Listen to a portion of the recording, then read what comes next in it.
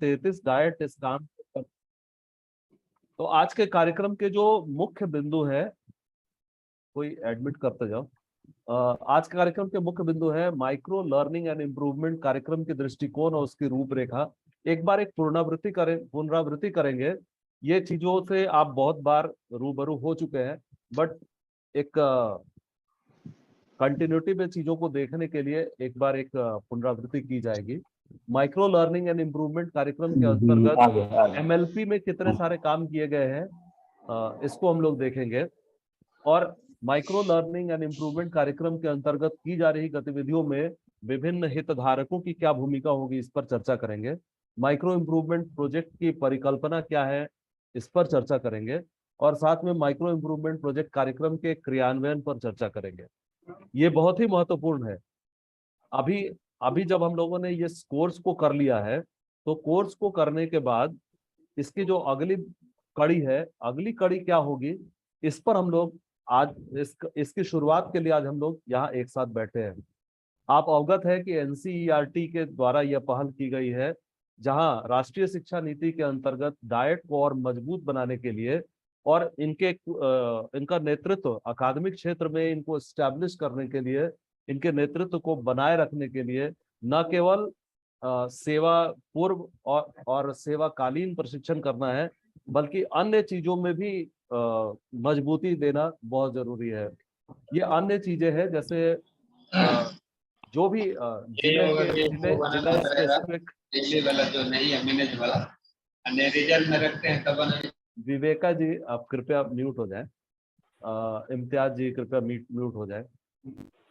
तो ये जो कुछ सेवाकालीन और सेवा पूर्व प्रशिक्षण के अलावा हमारे डाइट्स की मजबूती इस बात पर निर्भर करेगी कि हम कितना ज्यादा अपने अपने जिलों में शिक्षकों की जो जरूरतें हैं उसको हम देख पाएंगे।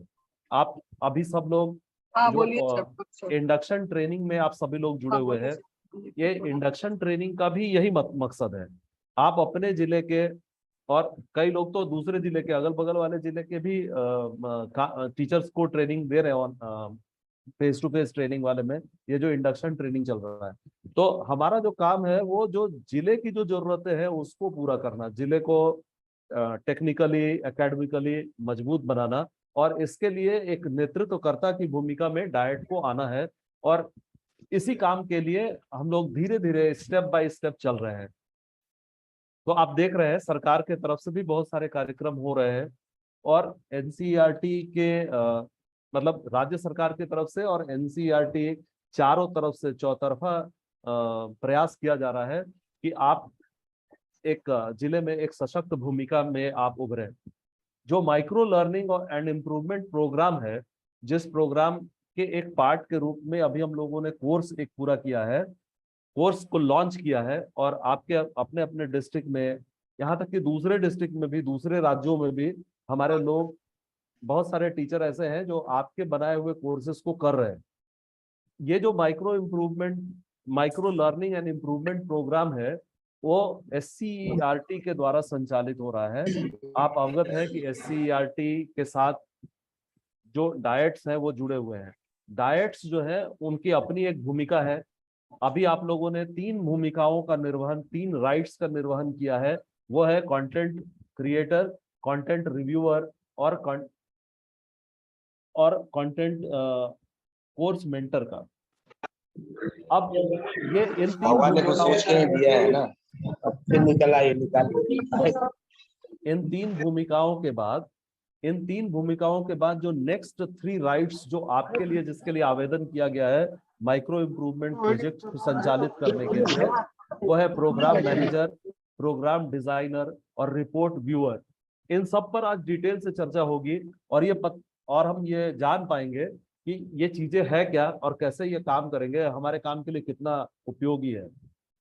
डाइट, आप जैसा कि जानते हैं, आप कोई भी कंटेंट बना लें, कुछ भी कर ले, कोई प्रोजेक्ट बना लें, आप तब तक सफल नहीं होंगे जब तक कि जिला का साथ हमें नहीं मिलेगा। जिला में कौन है? जो जिला में शिक्षा एडमिनिस्ट्रेशन में हमारा पूरा डीओ ऑफिस और उनका पूरा तंत्र है। तो जो डीओ ऑफिस और उनका तंत्र है, अभी बहुत अच्छा कोऑर्डिनेशन कोर्स लॉन्च के तंत्र में हो रहा है, और कई जिलों ने कोर्स लॉन्च के बाद की गतिविधियों में भी इन ऑफिसेस को ऑफिस बेयरर्स का इस्तेमाल किया है। यहाँ पर जो लोग हैं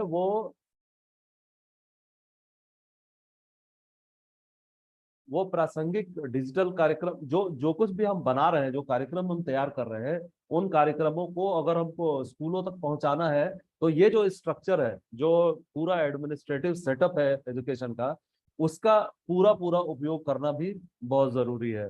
तो जब भी कोई कार्यक्रम होगा तो दोनों लोग मिल करके ही करेंगे, चाहे वो शिक्षा संस्थान के रूप में डायट्स हमारे साथ है।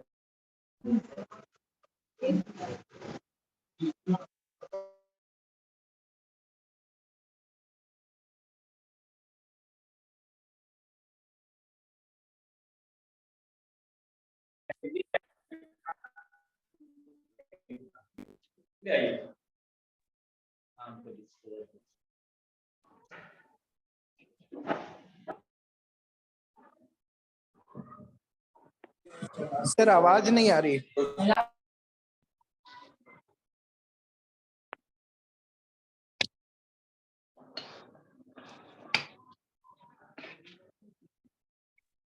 ये नेट का इशू था, तुरंत रिज्यूम करते हैं हम लोग। Next slide please.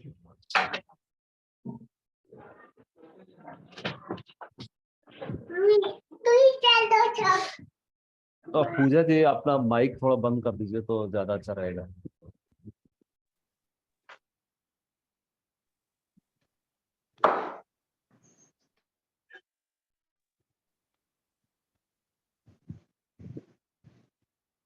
तो अब कोई भी कार्यक्रम अगर जब होता है तो उसमें बहुत सारे जो इंस्टीट्यूशंस हैं उनकी अपनी भूमिका होती है। इस कार्यक्रम में या कोई भी दूसरे कार्यक्रम, डाइट्स की अपनी भूमिका है, डीओ डीपीओ कार्यालय की अपनी भूमिका है, जिला स्तरीय तकनीकी टीम की भूमिका है, स्वयंसेवी संस्थाओं की भूमिका है, और इन सबसे ऊपर SCERT की अपनी भूमिका है। जिले के शिक्षकों, प्रधानाचार्यों के क्षमता के संवर्धन हेतु डाइट्स की भूमिका है। आप जो कुछ भी कोर्स बनाएंगे या कोई भी चीज अगर आप सोचते हैं अपने जिले के बारे में, एज एन एकेडमिक लीडर अगर आप कुछ सोचते हैं तो उसके लिए आपको आवश्यकता का आकलन करना बहुत जरूरी है। जब आप आवश्यकता का आकलन करेंगे तो अभी ज्यादा से ज्यादा लोगों तक पहुंचने के लिए जो डिजिटल प्लेटफॉर्म्स है उनका यूज करना हमें आना चाहिए, और उस पर हम लोग काम कर रहे हैं।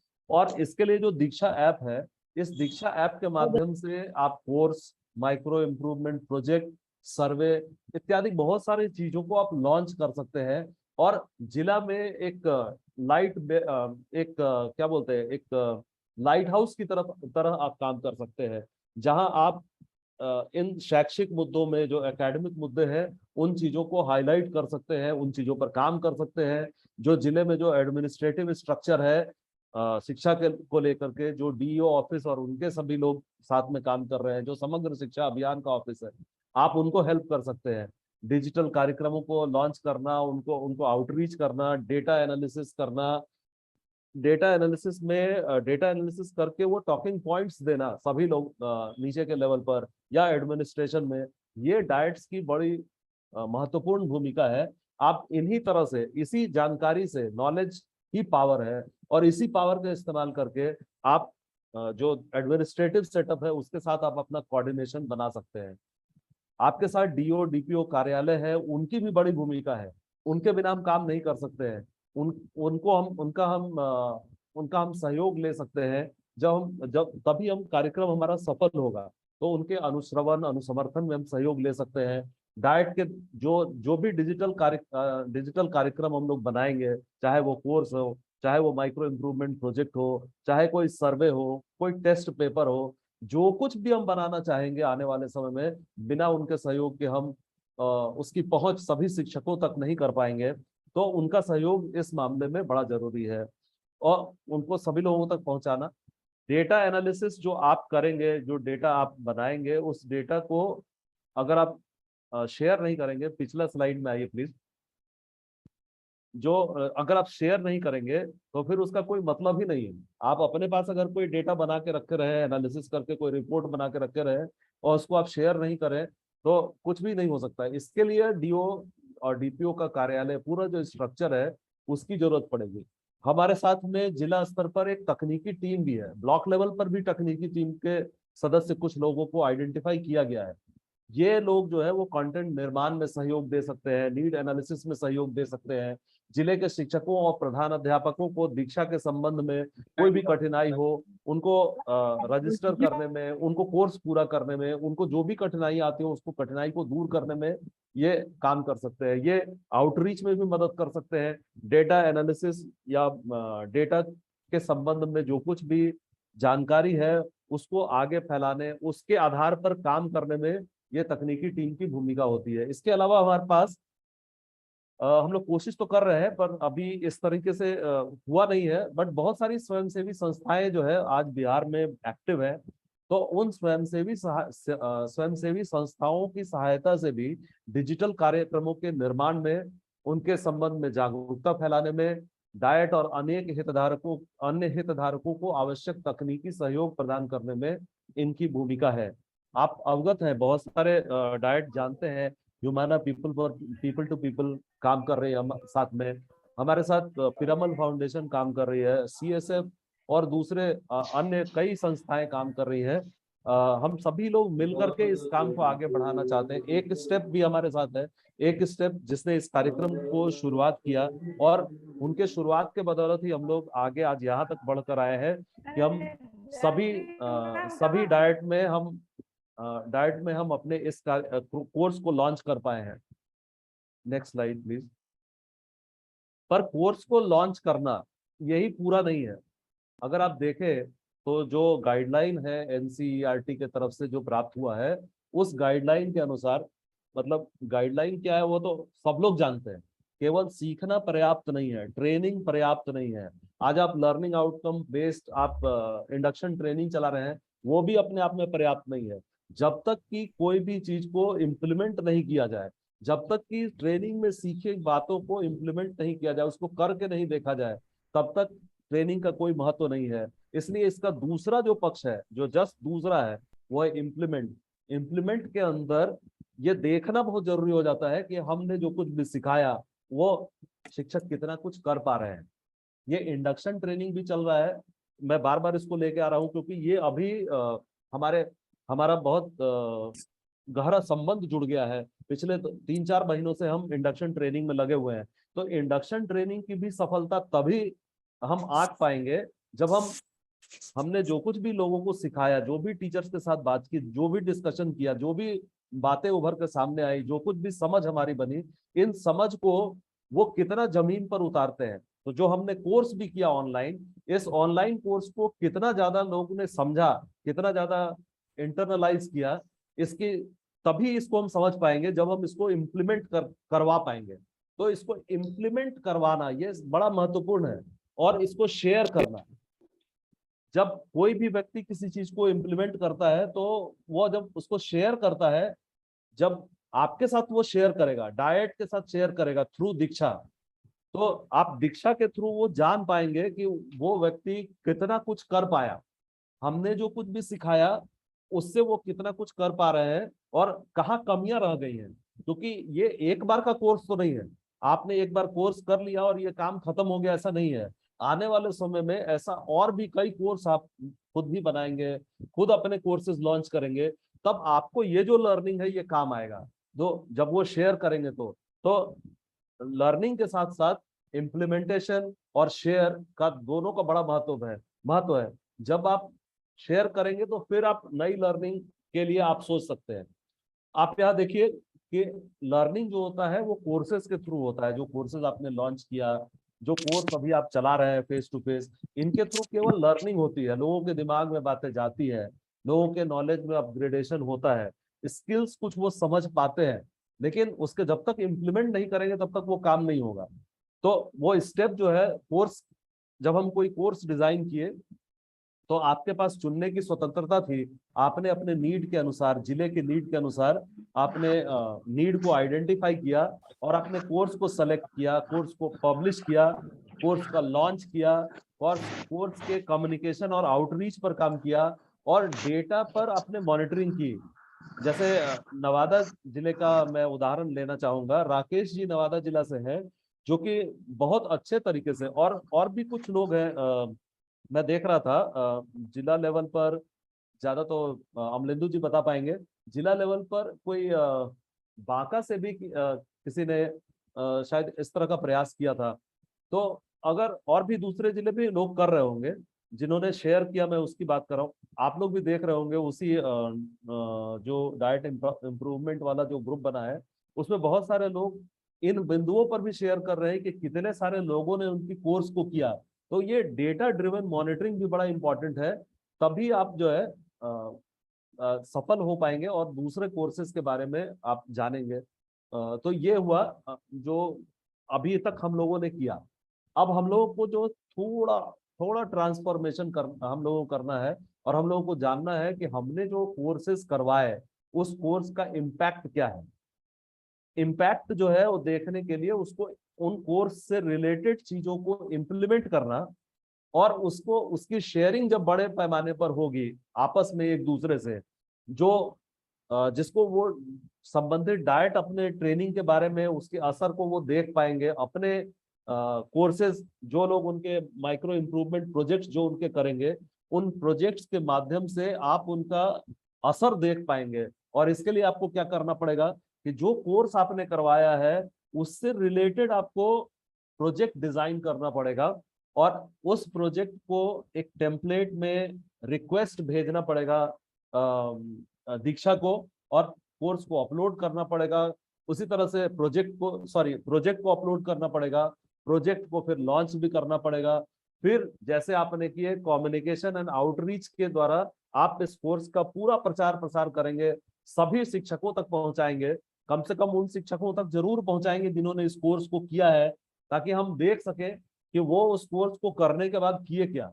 और उसके बाद फिर इसको फैलाने में, इनको लोगों को सपोर्ट करने के क्रम में जो हम टेक्नोलॉजी और प्रोजेक्ट सपोर्ट सिस्टम के अंदर डालेंगे, डेटा ड्रिवन फिर वैसा ही मॉनिटरिंग होगा। और फिर हम इसी तरह इसको इस पूरे साइकिल को समझेंगे। तो हमारा ये जो पहला काम है, ये जो पहला एक्सपीरियंस हुआ, जिसके आधे पार्ट को हम लोगों ने कर लिया है, और वो आधा पार्ट है कि कोर्स हम लोगों ने कर लिया है। अब एक दूसरा आधा है, वो है प्रोजेक्ट के माध्यम से एक्शंस को हम समझ पाएंगे कि हमारा कोर्स कितना इफेक्टिव हो पाया है। तो ज्यादातर जो इफेक्टिवनेस, जो हम जब एक बार कोर्स हम लोग बना लिए, तो फिर हम सिस्टम के साथ मिल करके बाकी चीजें इम्प्लीमेंटेशन को और बेहतर बनाना और चीजों को देख पाना, ताकि हम फिर से जो डिस्ट्रिक्ट एडमिनिस्ट्रेशन है उनको हम फीडबैक दे पाए कि ये कोर्स हम लोगों ने किया, इसका हम लोगों ने ये एक्शन प्रोजेक्ट बनाया, इसका ये असर फील्ड में देखने को मिला। यहाँ मैं एक लाइन में बताना चाहूंगा, जैसे हम लोगों ने नवाचारी शिक्षा शास्त्र को लेकर के विद्या अमृत महोत्सव के दौरान हम लोगों ने एक कार्यक्रम किया, एक माइक्रो इम्प्रूवमेंट प्रोजेक्ट किया। उसमें लर्निंग एम्बेडेड थी। पहला जो कुछ था, पहला जो हमारा जो स्टेप था वो था विद्या अमृत महोत्सव के बारे में जानकारी, और फिर उसमें नवाचारी शिक्षा शास्त्र के बारे में जानकारी, और फिर वैसा नवाचारी शिक्षा शास्त्र करने के बाद जो जिन लोगों ने अपने वीडियो बना करके अपलोड किए, उनको उनका वीडियो हम लोगों ने देखा, और उस वीडियो का आकलन किया गया, असेसमेंट किया गया, मूल्यांकन, वीडियो का मूल्यांकन किया गया, और उस मूल्यांकन के आधार पर जिला के द्वारा 190 वीडियो चुने गए। फिर हम लोग 15 वीडियो पर काम किए, उनका प्रचार प्रसार किए, और उनकी जो रेटिंग आई, उस रेटिंग के आधार पर हम लोगों ने 3 लोगों को चुना, और 3 लोगों को चुनकर हम लोगों ने राष्ट्रीय स्तर पर महोत्सव में भाग लेने के लिए भेजा। अब सोचिए कि ये जो नवाचारी शिक्षा शास्त्र को लेकर के था, ये पूरा साइकिल हुआ, कोर्स भी हुआ, उसके आधार पर प्रोजेक्ट भी हुआ, उसका पूरा साइकिल टेक्नोलॉजिकल प्रोजेक्ट सपोर्ट के बाद जो है डेटा ड्रिवन मॉनिटरिंग हुई, और सब फाइनल जो है सो 3 लोगों को चुन करके भेजा गया। तो ऐसा ही कुछ काम जब आप अपने लेवल पर करेंगे, तो कोर्स के बाद आपका जो काम होगा वो है कि आप कितने सफल हुए अपने कोर्स में, ये देखने की इच्छा तो एक नॉर्मल व्यक्ति में होनी ही चाहिए कि हमने जो कोर्स कराया वो कोर्स कितना प्रभावी हुआ। तो ये जानने के लिए हम लोग अभी एक्शन प्रोजेक्ट्स करेंगे। Next slide please. इसके लिए SCRT के द्वारा बहुत सारे कदम उठाए गए हैं। लेटर्स जो आपके पास दिए गए हैं, दीक्षा में कोर्स लॉन्च करने के लिए आपको राइट्स दिए गए थे, वैसे ही माइक्रो इम्प्रूवमेंट प्रोजेक्ट के लिए program manager, program designer, report viewer के राइट्स के लिए आवेदन किया गया है। वो राइट्स भी आपको मिलेंगे।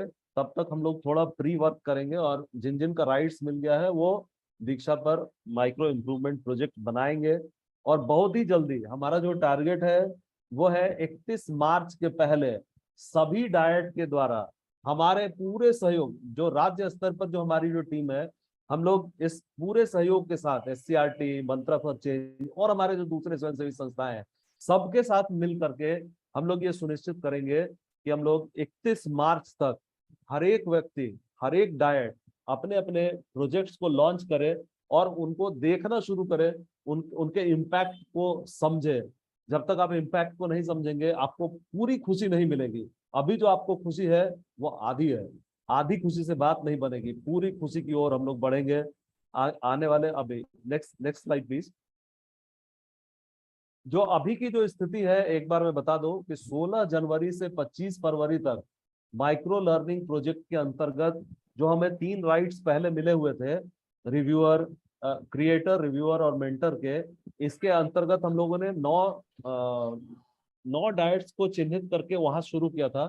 हम 7 में ही सफल हो पाए और दूसरे फेज में हम बाकी सभी डायट्स के साथ काम किए। और मुझे ये बताते हुए बहुत खुशी हो रही है कि आज शाम तक हम 33 में से 32 डायट में यह कोर्स लॉन्च कर पाएंगे या शायद कर चुके हैं। 32 में कोर्स लॉन्च कर चुके हैं। टेक्निकल कमी से केवल एक पूर्णिया डाइट अभी बचा हुआ है, उसमें पूर्णिया डाइट की कोई कमी नहीं है। कमी है दीक्षा की, कुछ गड़बड़ियां है, कुछ टेक्निकल इशू है, नहीं तो हम सभी लोगों ने इस कोर्स को कर लिया है। अब दूसरे स्टेप के लिए बढ़ने जा रहे हैं, वो स्टेप बड़ा ही महत्वपूर्ण है। तो आइए हम सब मिलकर के इस दूसरे स्टेप के बारे में अपने आप को तैयार करें। और जैसा कि पहले होता रहा है, इस बार भी एकदम आसान तरीके से हम लोग वो दूसरा कोर्स, दूसरा स्टेप भी पूरा करेंगे और पूरी खुशी, इस पूरे कार्यक्रम को लेकर के पूरी खुशी को प्राप्त करेंगे। और पूरे भारतवर्ष में आप सबको बताते हुए मुझे बहुत खुशी हो रही है कि बिहार एकमात्र ऐसा स्टेट है पूरे भारत में जिसके सभी डाइट ने अपने कोर्स लॉन्च किए हैं। और हम ही वो पहले राज्य होने वाले हैं जो सभी डाइट में के द्वारा माइक्रो इम्प्रूवमेंट प्रोजेक्ट भी लॉन्च किया जाएगा। आप अवगत हैं कि इससे पहले स्टेट लेवल से माइक्रो इम्प्रूवमेंट प्रोजेक्ट जारी हुआ करते थे, शुरुआत किए जाते थे, लेकिन अब हमारे डाइट्स भी इस काम के लिए सक्षम हो जाएंगे। और आने वाले फाइनेंशियल ईयर में डाइट के द्वारा और भी बहुत सारे इनोवेटिव कार्यक्रम लॉन्च किए जाएंगे और उनकी और क्षमता वर्धन होगी और वो एक बेहतर अकादमिक लीडर के रूप में उभरेंगे।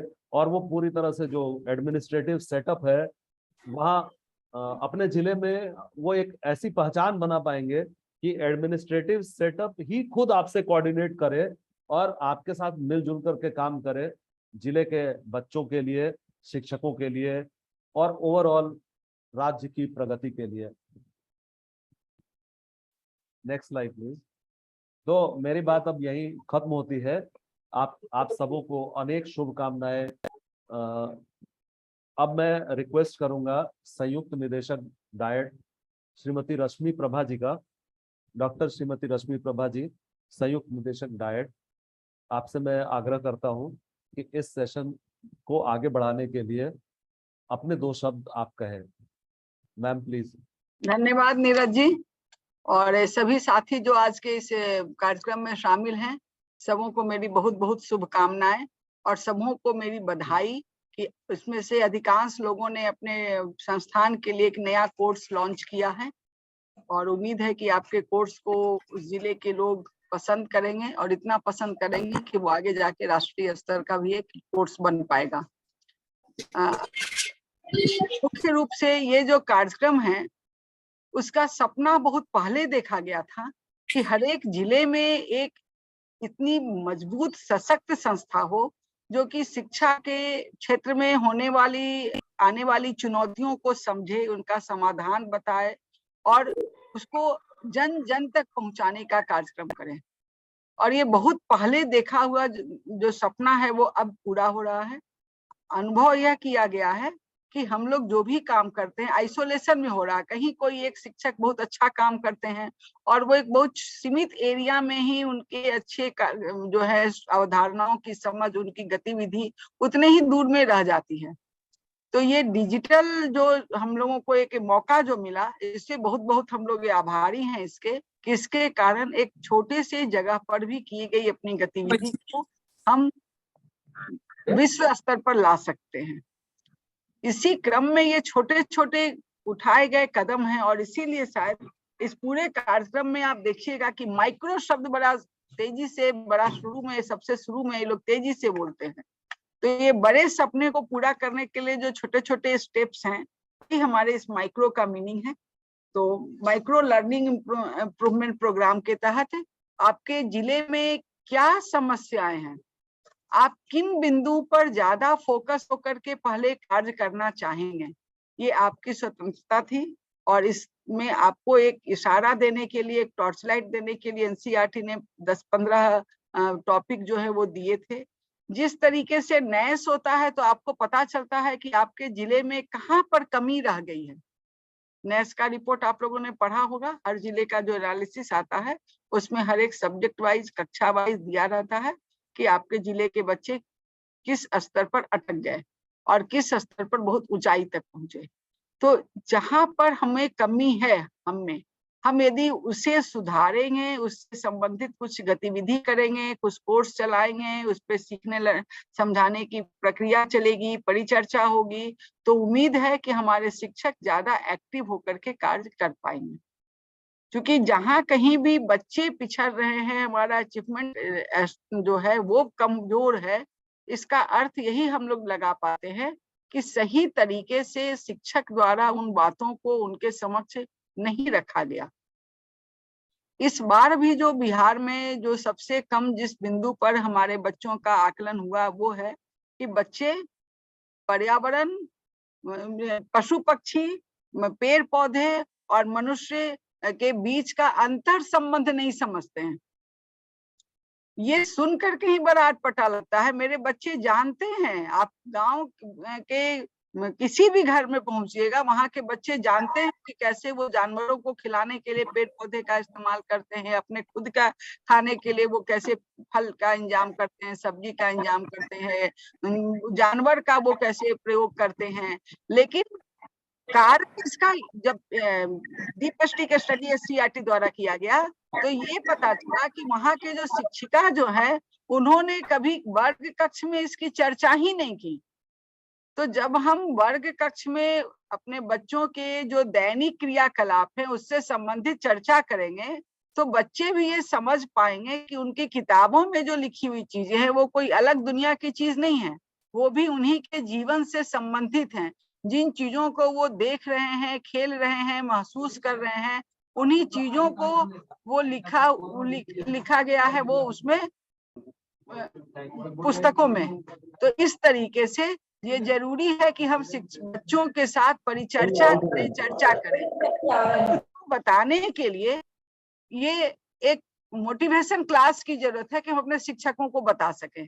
तो ये हम उदाहरण केवल इसलिए दे रहे थे कि आपने जो कोर्स चुना है, जैसे हम देख रहे हैं किसी ने गणित शिक्षण के लिए 3 जगह से चुना गया है, कहीं भाषा के लिए चुना के लिए आप लोगों ने ध्यान दिया है, कहीं से टीएलएम के लिए बात किया गया है, कहीं हेल्थ एंड हाइजीन के लिए आप लोगों ने सब्जेक्ट चुना है। हर एक सब्जेक्ट अपने आप में बहुत महत्वपूर्ण है। यदि आपके यहाँ, आपके जिले में हेल्थ और हाइजीन सुधर जाता है तो हो सकता है कि आपके जीवन में, आपके जिले में जो हेल्थ इंडेक्स जो है वो बढ़े, आपका हैप्पी इंडेक्स बढ़े। क्योंकि धीरे धीरे एक लॉन्ग टर्म के बाद तो जब हम लोग कैलकुलेट करेंगे तो ये दिखना चाहिए कि बिहार का भी हैप्पी इंडेक्स बढ़ा है, यहाँ का हेल्थ का जो पैरामीटर्स हैं उसको हम लोग फुलफिल कर पा रहे हैं। इसलिए हर एक कोर्स अपने आप में मजेदार है, जरूरी है, और इसे अब अपने जिले में इस माध्यम से आप शिक्षकों को थोड़ा सपोर्ट कर रहे हैं। शिक्षक जब आपके माध्यम से आपके साथ चर्चा करेंगे तो उम्मीद है कि वो वर्ग कक्ष में भी जाएंगे तो अधिक आत्मविश्वास के साथ है, अपने बच्चों के साथ है, वो इस पर गतिविधि करेंगे। पाठ्य पुस्तकों की बातें जो है वो पाठ्य पुस्तक से निकल के उनके वर्ग कक्ष में पहुंच पाएंगी और बच्चे और शिक्षक दोनों उसमें एक साथ इंटरेक्शन करेंगे। हैंड इन प्रैक्टिस होगा, तो हैंड्स ऑन प्रैक्टिस के कारण जो अनुभव जो होगा वो बच्चों को सीखने और सिखाने और जो चीजें वो सीखे हैं उसे आदत में परिवर्तन करने यानी कि उनकी दक्षता वर्धन में सहायक होगा। तो मुख्य उद्देश्य है पूरे शिक्षा का कि बच्चों की दक्षता का विकास हो। बच्चे क्या जानते हैं ये अब मायने नहीं रखता है, बच्चे क्या कर पाते हैं ये मायने रखता है। तो बच्चे क्या कर पाते हैं इसी के आधार पर आप लोगों ने विषयों को चुना है और इस पर जो आप लोगों ने कोर्स लॉन्च किया है, उम्मीद है कि इसको पूरे प्रचार प्रसार की आवश्यकता होगी ताकि आपके जिले के सभी शिक्षक इसमें भाग ले सकें।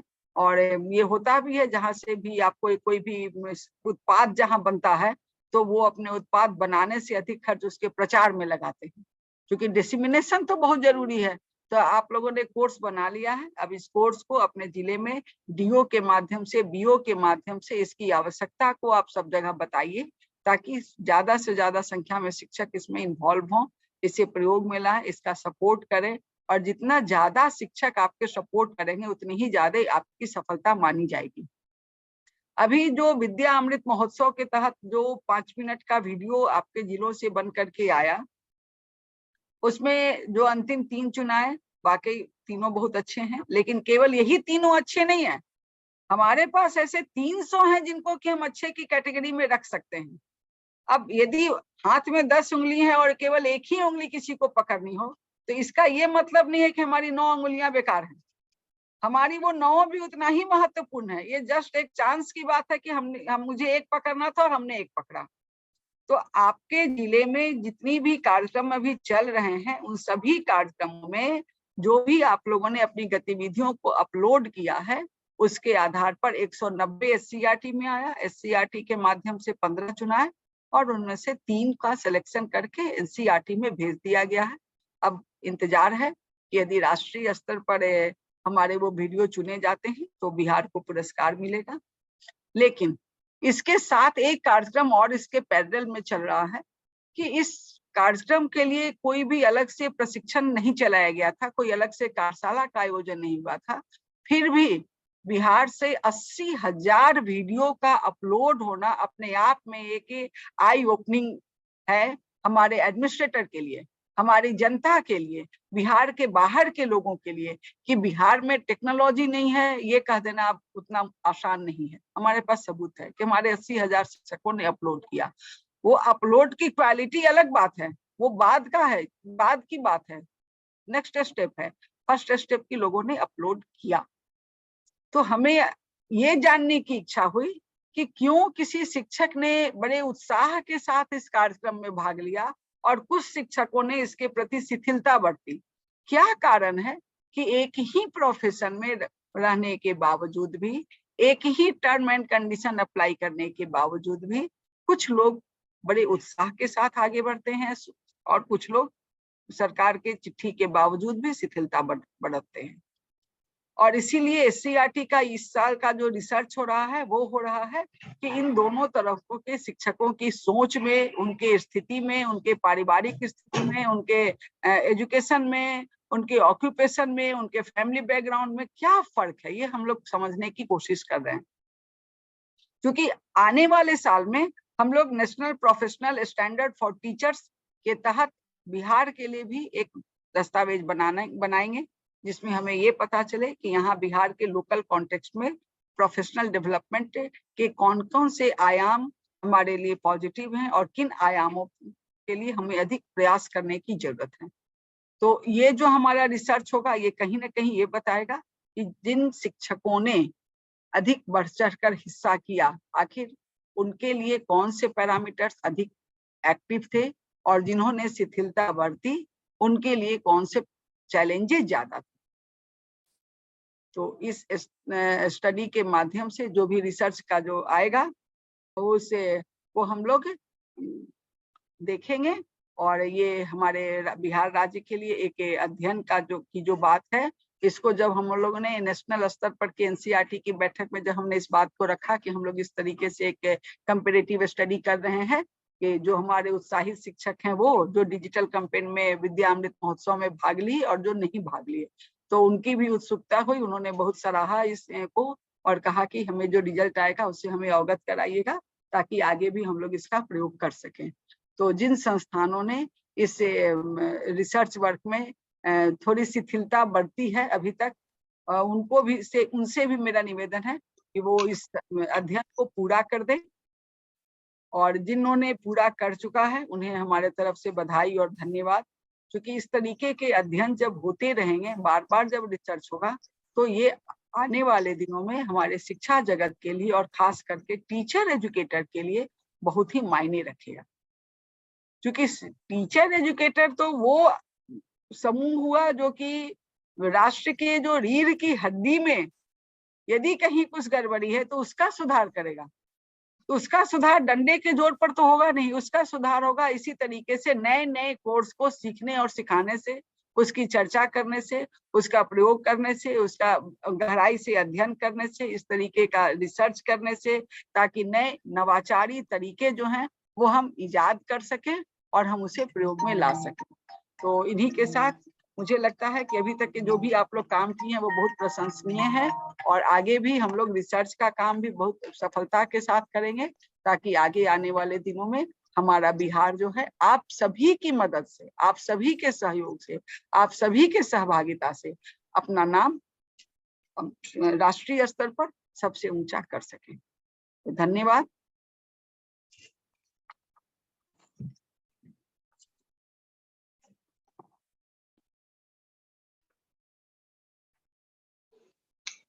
बहुत बहुत धन्यवाद मैम, आपके उत्साहवर्धन के लिए। सभी को बहुमूल्य जानकारियों से भी लाभ, सभी लोगों ने आपके द्वारा दिए गए बहुमूल्य जानकारियों से भी लाभ उठाया।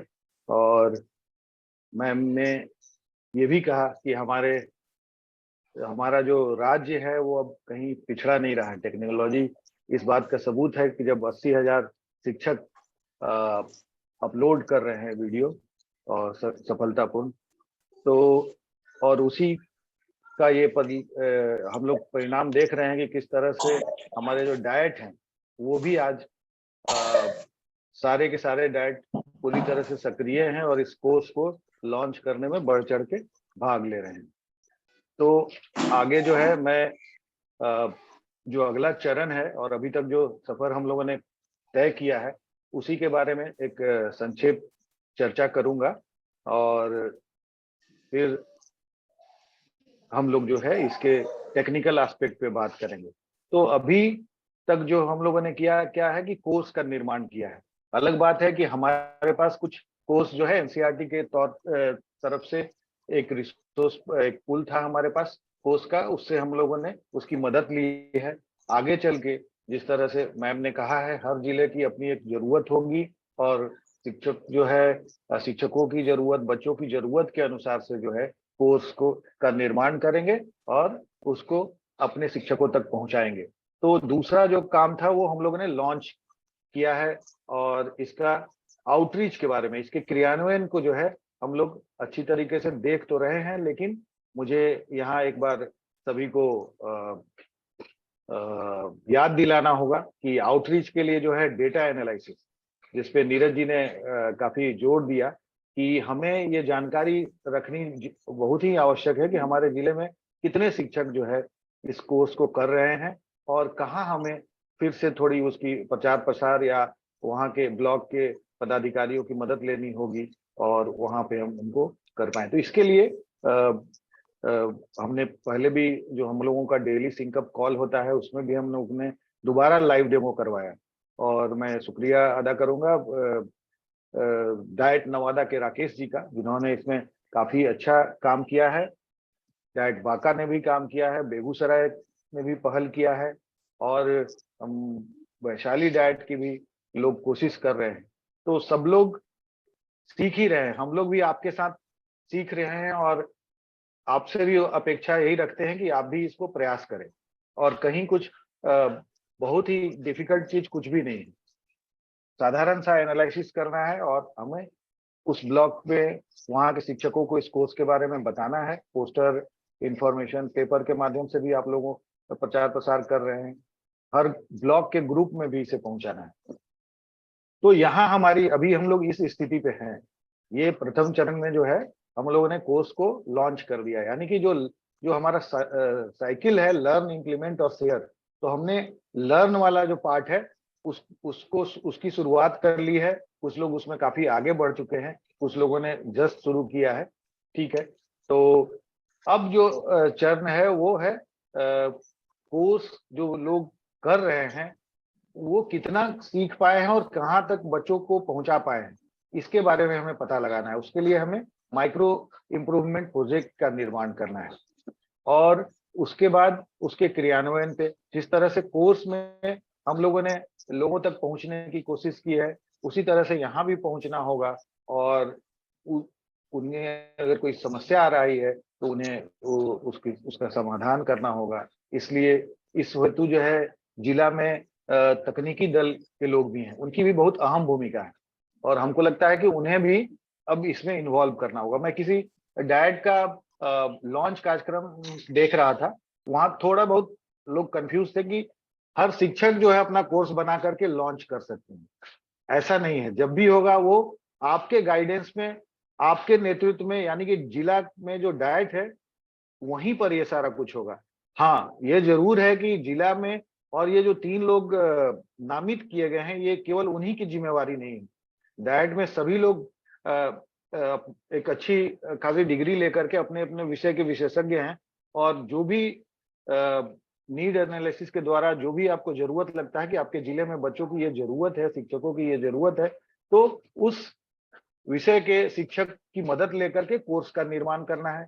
और इस कार्य में जो है जिला के जो शिक्षक हैं, तकनीकी दल के सदस्यों या किसी विषय के कोई विद्वान है जो कोर्स लॉन्च करने की सोच रहे हैं या कोर्स के बारे में अच्छी जानकारी रखते हैं, कुछ नए अच्छे आइडिया, इनोवेटिव आइडियाज हैं उनके पास, उनको भी शामिल करना है। एज ए टीम हमें इसमें काम करना है। तो ये बहुत ही स्पष्ट होना चाहिए कि जो भी काम होगा वो डाइट के देखरेख में और डाइट के नेतृत्व में होगा, सहभागिता सबकी होगी। और आउटरीच के लिए हम जिला के जो एसएसए कार्यालय है उनकी मदद लेंगे। और अभी माइक्रो इम्प्रूवमेंट प्रोजेक्ट के लॉन्च के साथ भी यही इन्हीं चीजों को दोहराव करना है। हमें उसी तरह से आउटरीच करना है, उनका अनुसरण करना है, फिर अनुसमर्थन भी करना है। और सभी से ये आग्रह होगा कि आप इस बैठक के बाद ही आप जरूर एक बैठक बुलाएं अपने अपने डाइट पे या जिला के साथ मिल करके, जहां पे ब्लॉक के प्रतिनिधि हों और आपके तकनीकी दल जो अभी तक थोड़ा अलग थलग हैं, जो हम लोग साथ में आपके काम कर रहे हैं, तो ये दिख रहा है कि तकनीकी दल जो है टीम के जो है वो थोड़ी अलग है, तो उनको भी साथ में लेकर के एक बैठक जरूर बुलाएं और आगे की रणनीति बना करके इस पे काम करें ताकि कार्यक्रम पूर्ण तौर से सफल हो सके और आपके जिले के हर शिक्षक तक पहुंच सके। Next slide please. इन्हीं चीजों को यहाँ अब जो प्रोजेक्ट के क्रियान्वयन की चरण है उसके ऊपर बात करते हैं। प्रोजेक्ट के क्रियान्वयन के लिए ये जरूरी है कि आपके पास program manager, program designer, program viewer का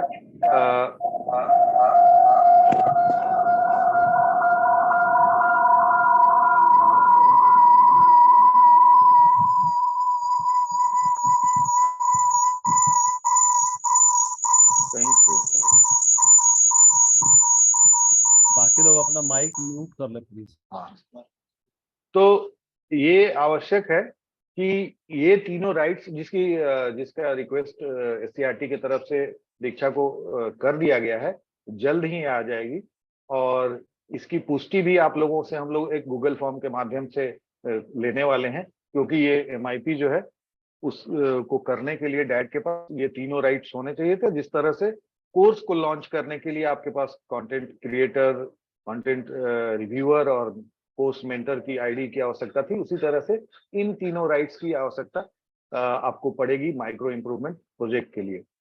तो माइक्रो इम्प्रूवमेंट प्रोजेक्ट किसी ना किसी ऑब्जेक्टिव से होगा, यानी कि जो कोर्स किए हैं उसके वो देखने के लिए आपका कुछ उद्देश्य हो गया कि क्या सीख रहे हैं, क्या बच्चों में जा रहा है, इसका एक ऑब्जेक्टिव तय करना होगा कि जो आपके कोर्स है उसी से ये डिराइव्ड होगा, और उसी तरह से हम इस प्रोजेक्ट का निर्माण भी करेंगे। लोगों को प्रोजेक्ट के करने के लिए जो है उनको गाइड करेंगे, और उसके लिए छोटे छोटे जो अभी आगे वाले आने वाले अभी के सेशन में जो है हम लोग देखेंगे कि किस तरह से छोटे टेम्पलेट के तहत हम अपने जो है संसाधन सामग्री को उसमें डालेंगे, और दीक्षा से उसको रिक्वेस्ट करेंगे अपलोड करने के लिए, और उसका विधिवत फिर हम लॉन्च करेंगे, और उसी तरह से प्रचार प्रसार करना है।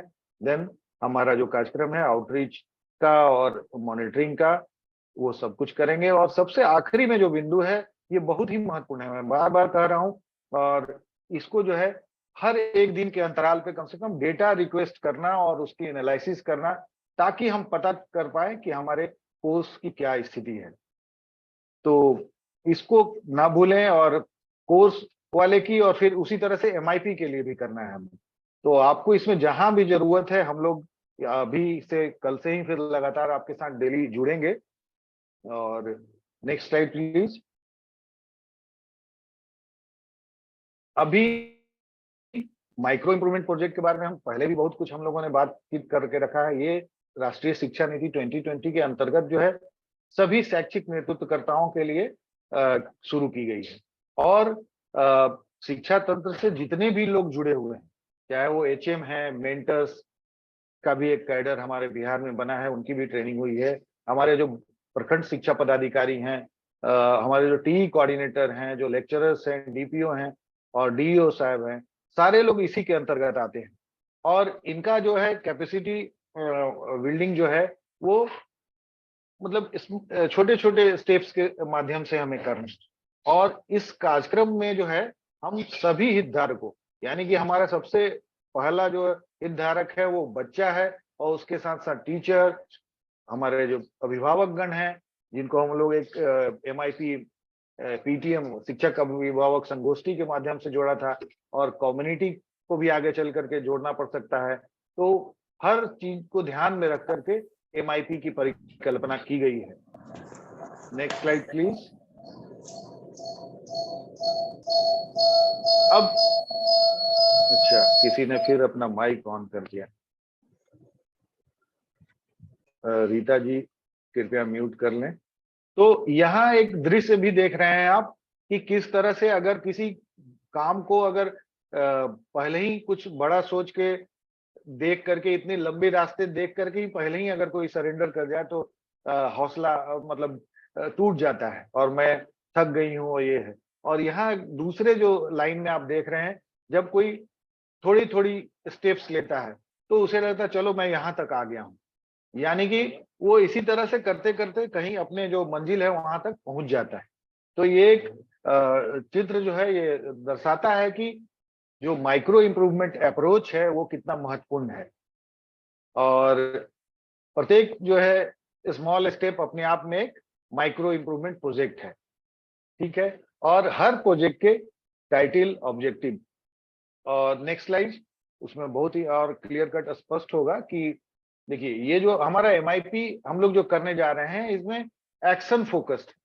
एक कोर्स था जिसमें लर्निंग पार्ट थी, लेकिन अब उस कोर्स के आधार पे कुछ एक्शंस निर्धारित होने वाले हैं, और उसको शिक्षक जो है अपने बच्चों के साथ करेंगे, और कुछ लक्ष्य निर्धारित होगा। इसमें लक्ष्य जो MIP का लक्ष्य हमारा होगा, वही लक्ष्य शिक्षक भी जाकर के अपने वर्क कक्ष में उन चीजों को इंश्योर कराएंगे। अगर बच्चों की सक्रिय भागीदारी की बात हो रही है तो वर्क कक्ष में वो देखेंगे कि हर एक बच्चा जो है वर्ग संचालन के दौरान उनकी कोई कहीं ना कहीं सहभागिता हो पा रही है कि नहीं, उसको देखेंगे।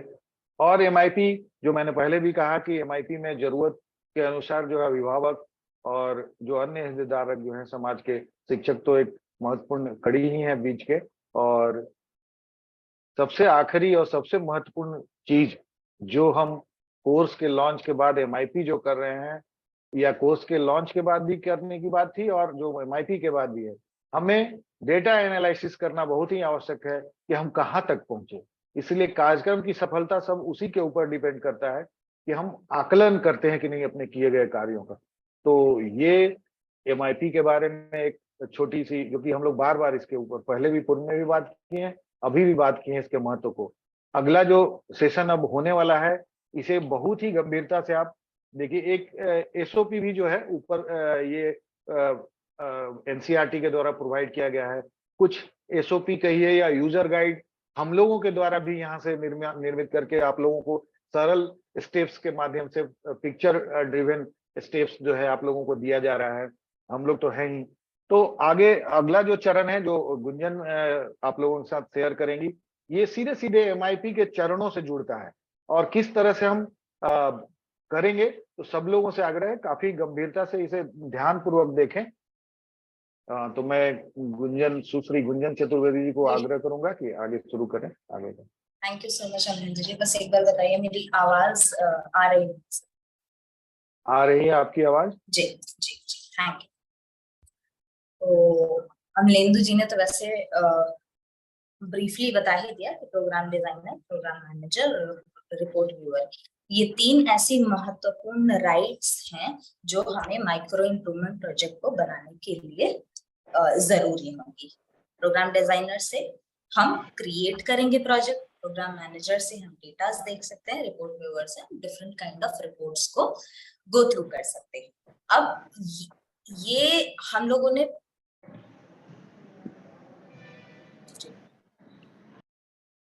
जी, ये जो तीनों राइट्स है वो SCERT के द्वारा दीक्षा को भेजे जा चुके हैं कि जितने भी हमारे डाइट्स की IDs हैं उस पर ये तीनों राइट्स आप भेज दीजिए, आप प्रोवाइड करवा दीजिए। जैसे ही कंफर्मेशन आता है आप लोगों के सामने ये स्क्रीन दिखेगी। ठीक है, अभी हम लोगों ने डाइट समस्तीपुर का एक उदाहरण लिया है। डाइट समस्तीपुर ये ना समझे कि उनको राइट्स मिल चुके हैं, ठीक है, तो ये जस्ट एक डेमो के लिए है। ठीक है, तो उन समस्तीपुर का भी प्रोसेस में ही। तो जैसे आप ये जो पहला वाला पिक्चर है वो देखेंगे, या ये है एक कंटेंट क्रिएटर की ID।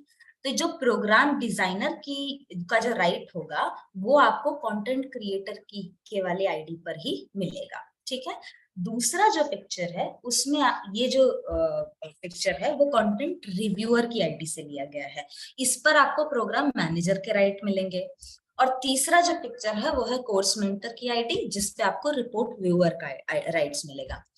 हो सकता है कि जो रिपोर्ट व्यूअर का राइट है वो आपको प्रोग्राम मैनेजर यानी कंटेंट रिव्यूअर की ही ID पे मिल जाए, यानी एक ID पे 3 राइट्स। तो इससे परेशान नहीं होना है, कुछ गलत नहीं है।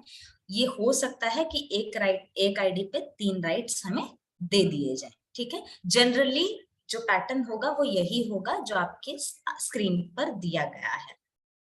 अब अमलेंद्र जी एक बात बोले कि आपको ये राइट्स मिल गए हैं या नहीं, इसकी पुष्टि भी करनी है, और उसके लिए राज्य से एक गूगल फॉर्म भी दिया जाएगा। तो जस्ट मैं एक छोटा सा डेमो कर देती हूँ कि आप ये कैसे देखेंगे। हम में से सभी को ये चीज पता है कि हम राइट्स कैसे देखेंगे, बट एक बार फिर मैं ये दिखा देती हूँ। मैंने ये एक ID को लॉगिन कर रखा है यहाँ पर, और जो जैसे ही हम दीक्षा अपना ओपन करते हैं, लॉगिन करते हैं, ये वाली स्क्रीन हमारे सामने आती है। मेरी स्क्रीन विजिबल है क्या आपको? एक मिनट, नहीं, अभी विजुअल नहीं हो पा रही है, आपको खाली लाइव। हाँ, एक मिनट।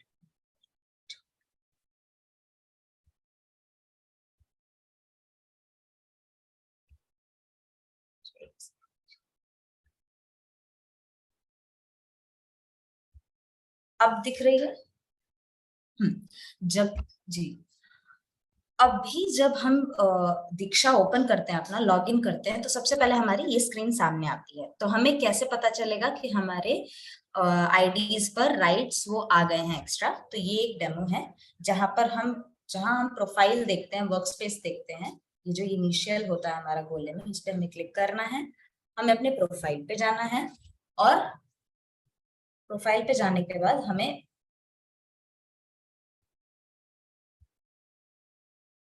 देखिए हमारा दीक्षा परेशान कर रहा है। हाँ, आ गया। जी, तो यहाँ पर देखिए कंटेंट क्रिएटर और प्रोग्राम डिजाइनर, इस प्रकार आपको यहाँ पर दूसरा राइट्स जो है वो भी विजिबल होने लगेगा। तो जैसे ही राज्य द्वारा ये कंफर्मेशन जाए कि आप सभी को जो MIP के लिए आवश्यक राइट्स है वो दे दिए गए हैं, तो आप सभी को तुरंत अपनी दीक्षा आईडीज पे जाना है और ये उसकी पुष्टि करनी है, ये सुनिश्चित करना है कि आपकी तीनों आईडीज पे तीनों rights, program designer, program manager और रिपोर्ट व्यूअर, इसकी राइट्स यहाँ पर है या नहीं। यदि नहीं है तो आपको एक गूगल फॉर्म भी दिया जाएगा जिसमें आप इस चीज की पुष्टि करेंगे कि हमें ये समस्या आ रही है। ठीक है, अब हम चलते हैं अपने पुरानी वाली स्क्रीन पर।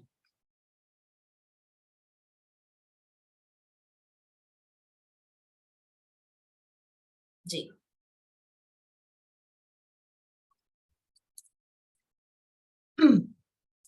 तो अब थोड़ा सा डिस्कस करते हैं माइक्रो इम्प्रूवमेंट प्रोजेक्ट बनाने की प्रक्रिया पर।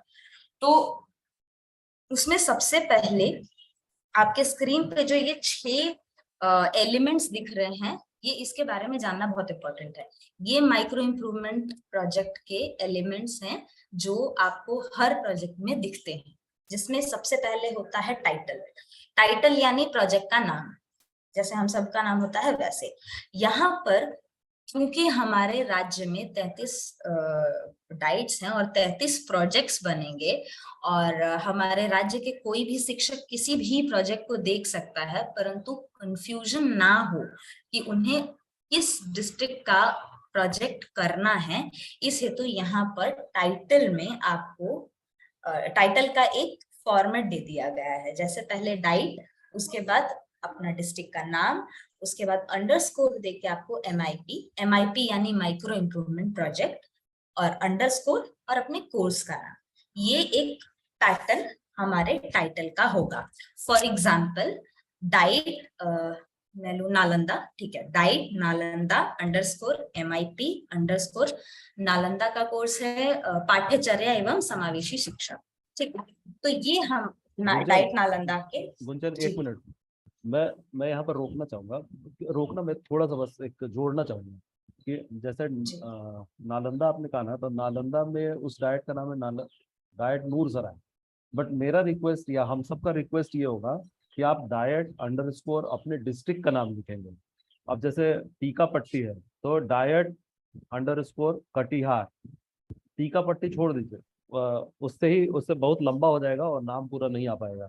जैसे कई लोगों का नाम तो बहुत लंबा है, रामगंज, संसारपुर, खगड़िया, तो उसको भी छोटा करना है, केवल खगड़िया लिखने से भी काम चलेगा।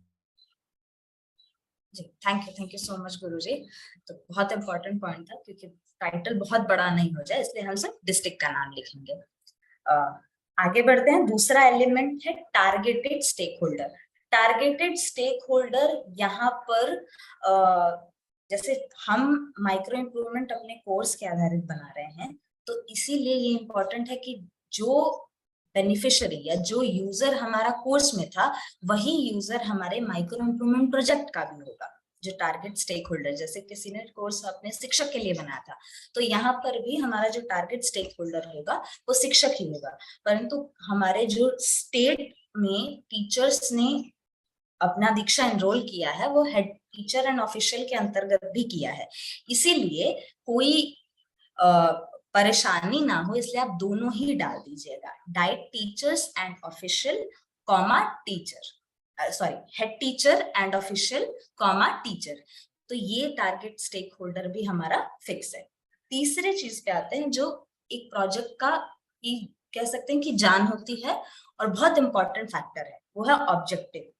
आप प्रोजेक्ट में किस अपने जो यूजर है, अपने जो शिक्षक है, प्रधानाध्यापक है, उसे क्या इम्प्रूव उसमें करना चाहते हैं या फिर उसे किस मंजिल तक पहुंचाना चाहते हैं, ये आपका प्रोजेक्ट का ऑब्जेक्टिव बनता है।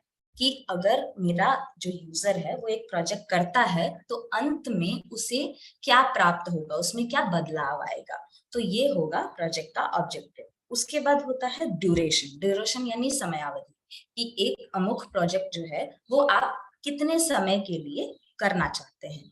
तो ये कोई हार्ड एंड फास्ट रूल तो नहीं है, पर जनरली इसे देखा गया है कि एक माइक्रो इम्प्रूवमेंट प्रोजेक्ट कम से कम 1 सप्ताह का और अधिक से अधिक 3 महीने का होता है। यानी 3 महीने से थोड़ा सा और ज्यादा होगा तो वो माइक्रो नहीं रह जाएगा। इसीलिए, पर हाँ, ये एक हार्ड एंड फास्ट रूल नहीं है, ठीक है। तो इसे बस समझने के लिए आप ध्यान में रख सकते हैं। 5वां जो है वो है टास्क। ऑब्जेक्टिव की मैंने बात की कि अपने मंजिल तक अपने यूजर को पहुंचाना है या कोई बदलाव देखना है। तो उस बदलाव तक पहुंचने के लिए, उस मंजिल तक पहुंचने के लिए आपको किन किन रास्तों से गुजरना पड़ेगा, यानी क्या क्या कार्य आपको करने पड़ेंगे, वो होते हैं हमारे टास्क। किसी भी ऑब्जेक्टिव तक पहुंचने के लिए 4 से 5 कार्य हम करेंगे तो हम उस ऑब्जेक्टिव तक पहुंच जाएंगे।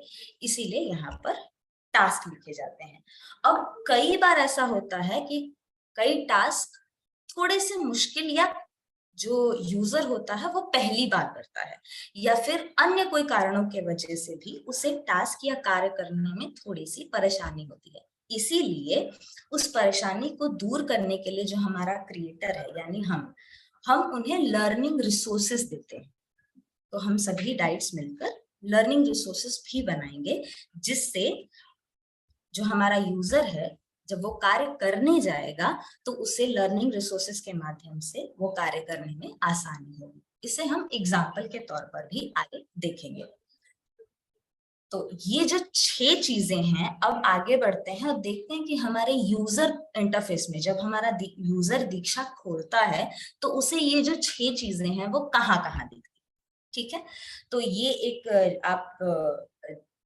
आपकी स्क्रीन पे जो 2 इमेजेस हैं उसमें आप देखेंगे।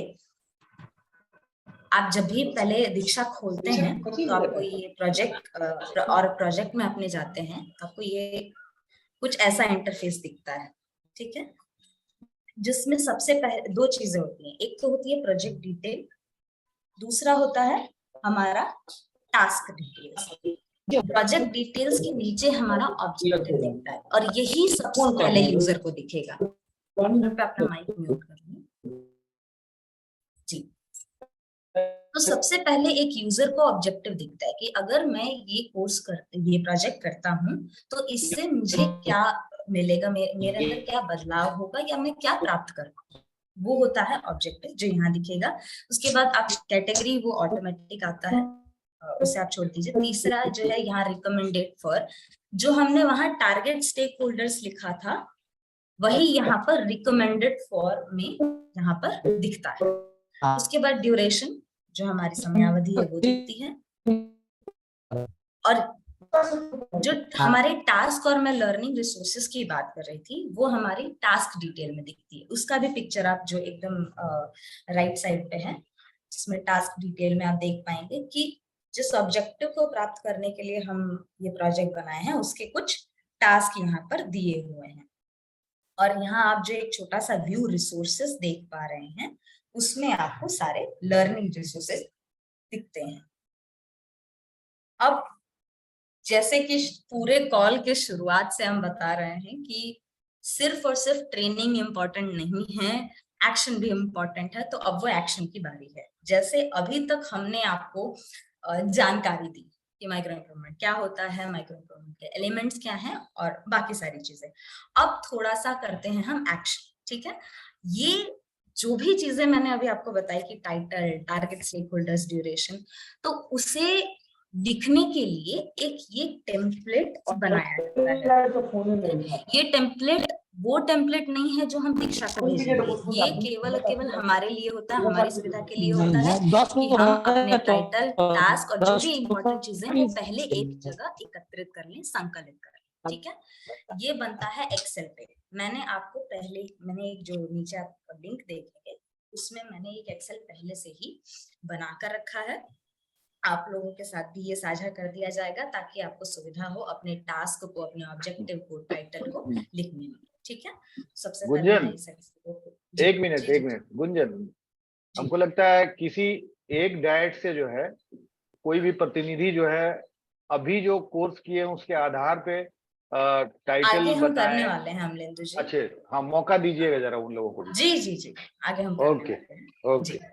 ठीक है, तो ये बनता है एक्सेल पे और ये मैंने पहले से ही बनाकर रखा है और इसी में हम काम करेंगे। ठीक है, तो इसके लिए हमें एक कोर्स चाहिए होगा, क्योंकि कोर्स के आधारित ही हम माइक्रो इम्प्रूवमेंट बनाएंगे। तो यहाँ पर मैंने जो हमारा अवेलेबल लिस्ट ऑफ कोर्सेज था ना, वो यहाँ पर रख दिया है। कौन सा लें? चलिए पहला वाला ही लेते हैं। ठीक है, पहला वाला है बच्चों की कक्षा में सक्रिय भागीदारी। ठीक, इसका आई थिंक डाइट बांका और बेगूसराय है। बेगूसराय, ये जो कोर्स है बेगूसराय और डाइट बांका ने इसे लॉन्च किया था। तो हमारे साथ आई थिंक दोनों ही लोग हैं। एक बार अपना माइक अनम्यूट करके कृपया अपनी उपस्थिति को जाहिर करें। Aditya sir, Julie madam.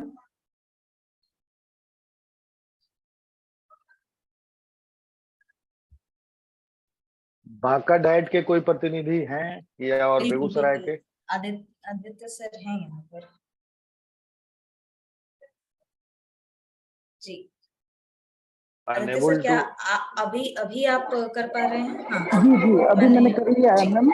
Thank ji you. जी जी जी। जूली मैडम है क्या? जूली मैडम ने भी मैसेज किया हाँ है। जी मैम। ओके, तो हमारे दोनों ही डाइट्स के यहाँ पर प्रतिनिधि हैं।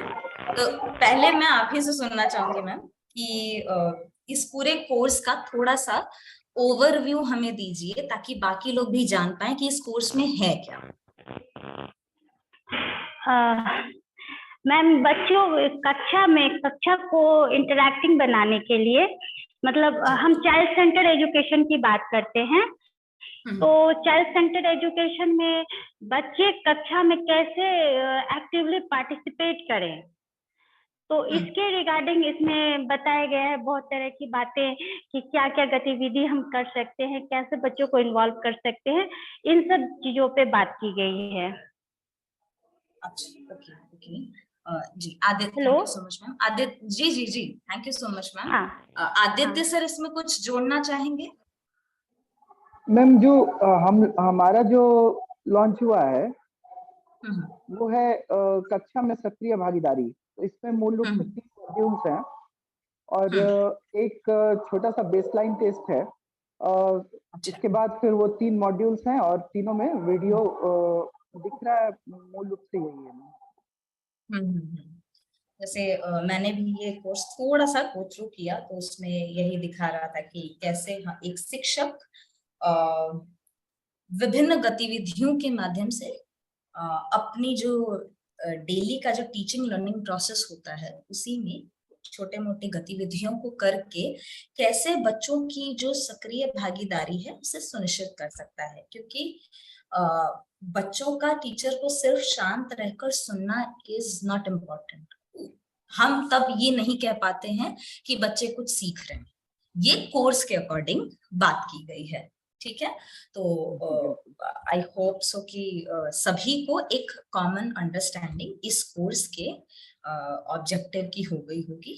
ठीक है, तो यहाँ पर सबसे पहले हम अपना टाइटल लिखने की शुरुआत करते हैं।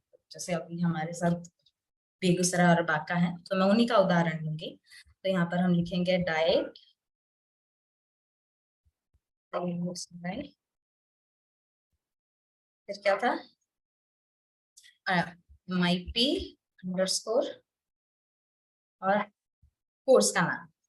तो बच्चों की कक्षा में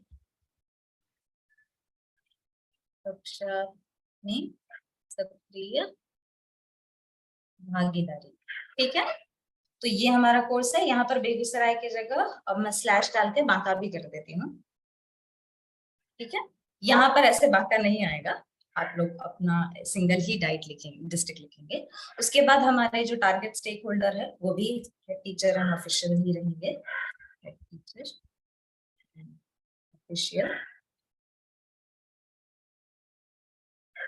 कॉमा टीचर। ठीक है, उसके बाद ड्यूरेशन। अब बेगूसराय और बांका, आप बताइए कि आपको अपने प्रोजेक्ट का ड्यूरेशन कितना रखना है।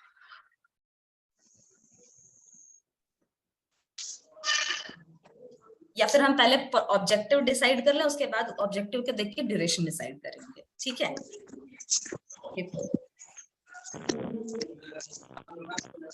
तो ये पूरा जो कोर्स था वो था बच्चों की सक्रिय भागीदारी सुनिश्चित करना कक्षा में। तो इसका ऑब्जेक्टिव क्या हो सकता है कि मतलब ये एक कोर्स है। मेरा सबसे पहला सवाल रहेगा कि ये कोर्स करने के बाद आपके अनुसार आपके शिक्षक को पहला कदम क्या उठाना चाहिए या फिर क्या करना चाहिए? एक शिक्षक ने ये कोर्स कर लिया, उसके बाद उसका सबसे पहला स्टेप क्या होना चाहिए? हाँ, मुझे थोड़ी सी आवाज आई, ये कुछ इम्प्लीमेंटेशन समथिंग किसी ने कहा। मैम क्लासरूम में कंटेंट तो एक गाइडलाइन है। इस कंटेंट पे बेस्ड हमें मतलब इस कंटेंट से जो हमने मतलब अपने आप में फील किया मतलब कि किस तरह से क्लास को इंटरेस्टिंग बनाया जाए, बच्चों के इन्वॉल्वमेंट को कैसे बढ़ाया जाए और पॉजिटिव इन्वॉल्वमेंट को और उद्देश्यपूर्ण इन्वॉल्वमेंट को कैसे बढ़ाया जाए, जिससे पर्टिकुलर स्किल या पर्टिकुलर जो हमारा टारगेट है कि बच्चों में पर्टिकुलर डोमेन के तहत उसका डेवलपमेंट हो, तो उस एक्टिविटी को कैसे हम शामिल करें अपने क्लासरूम में या फिर टीचिंग लर्निंग प्रोसेस में, उस पे फोकस होगा टीचर का, मतलब हो ये उद्देश्य है। बिल्कुल। तो कोई जैसे जूली मैम ने कहा कि कक्षा में इन्वॉल्वमेंट ज्यादा हो और कक्षा में गतिविधियों के द्वारा ये सब चीजें की जाए। आदित्य जी, आपका कुछ पॉइंट ऑफ व्यू है? मैम लगभग यही है।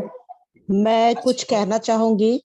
ममता मैम जी। हाँ, गुंजन मैडम, ये जो शिक्षकों का बच्चों की सक्रिय भागीदारी कर लेने के बाद, कोर्सेस करने के बाद टीचर उसको कितना इम्प्लीमेंट कर पा रहे हैं, वर्ग कक्ष में बच्चों को कितना जोड़ पा रहे हैं, तभी तो सफलता है ना। ऑब्जेक्टिव ये है कि बच्चों के साथ कितना रैपो हो पा रहा है रियली ग्राउंड लेवल पे। सिर्फ इसको कर लेना, जान समझ लेना नहीं, रियली उसको करना मेन है, ये इसका ऑब्जेक्टिव है। जी, गुरुजी ने जो एकदम शुरुआत में बात बोली कि सिर्फ और सिर्फ कोर्स कर लेना या लर्न कर लेना इज नॉट इम्पोर्टेंट, जब तक उसका एक्शन ना हो, उससे संबंधित कोई क्रियाकलाप ना हो, तब तक वो जो गेन की हुई नॉलेज है, अंडरस्टैंडिंग है या फिर लर्निंग है, वो कभी कॉन्क्रीट या परिपक्व नहीं बन पाएगी, है ना। तो इसीलिए और हमारा भी ऑब्जेक्टिव क्या होगा कि जो हमने कोर्स बनाया है उसका हमारा जो शिक्षक है उसके संबंधित अब एक्शन ले। यानी जब हमारा कोर्स था कि बच्चों की कक्षा में सक्रिय भागीदारी पर अपनी अंडरस्टैंडिंग बनाए, तो हमारे प्रोजेक्ट का भी ऑब्जेक्टिव ये होगा कि जो हमारा शिक्षक है वो अपने कक्षा में बच्चों की सक्रिय भागीदारी को सुनिश्चित कर पाएंगे। एंड जो हमारा गोल होगा वो हमारे MIT का यही होगा, जो हमारा ऑब्जेक्टिव कि शिक्षक,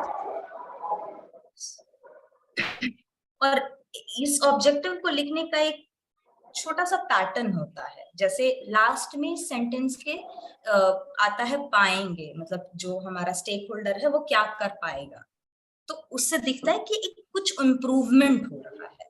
तो शिक्षक अपनी कक्षा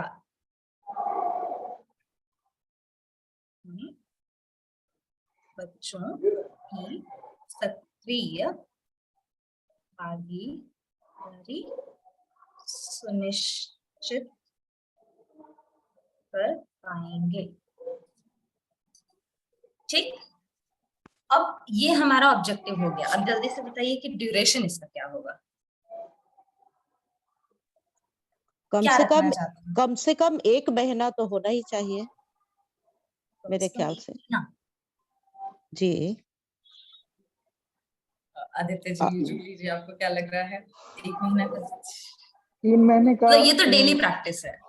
डेली प्रैक्टिस है और उसमें लगभग 3 महीने का जो बीच में एक बार कुछ बात भी चल रही थी इस पर कि ड्यूरेशन जो है वो लगभग 3 महीने का हम लोग टारगेट। ठीक है, तो इस गुंजन मैडम, मैं डाइट बाका से बोल रही हूँ।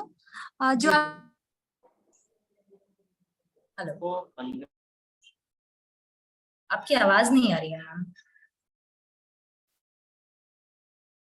हेलो,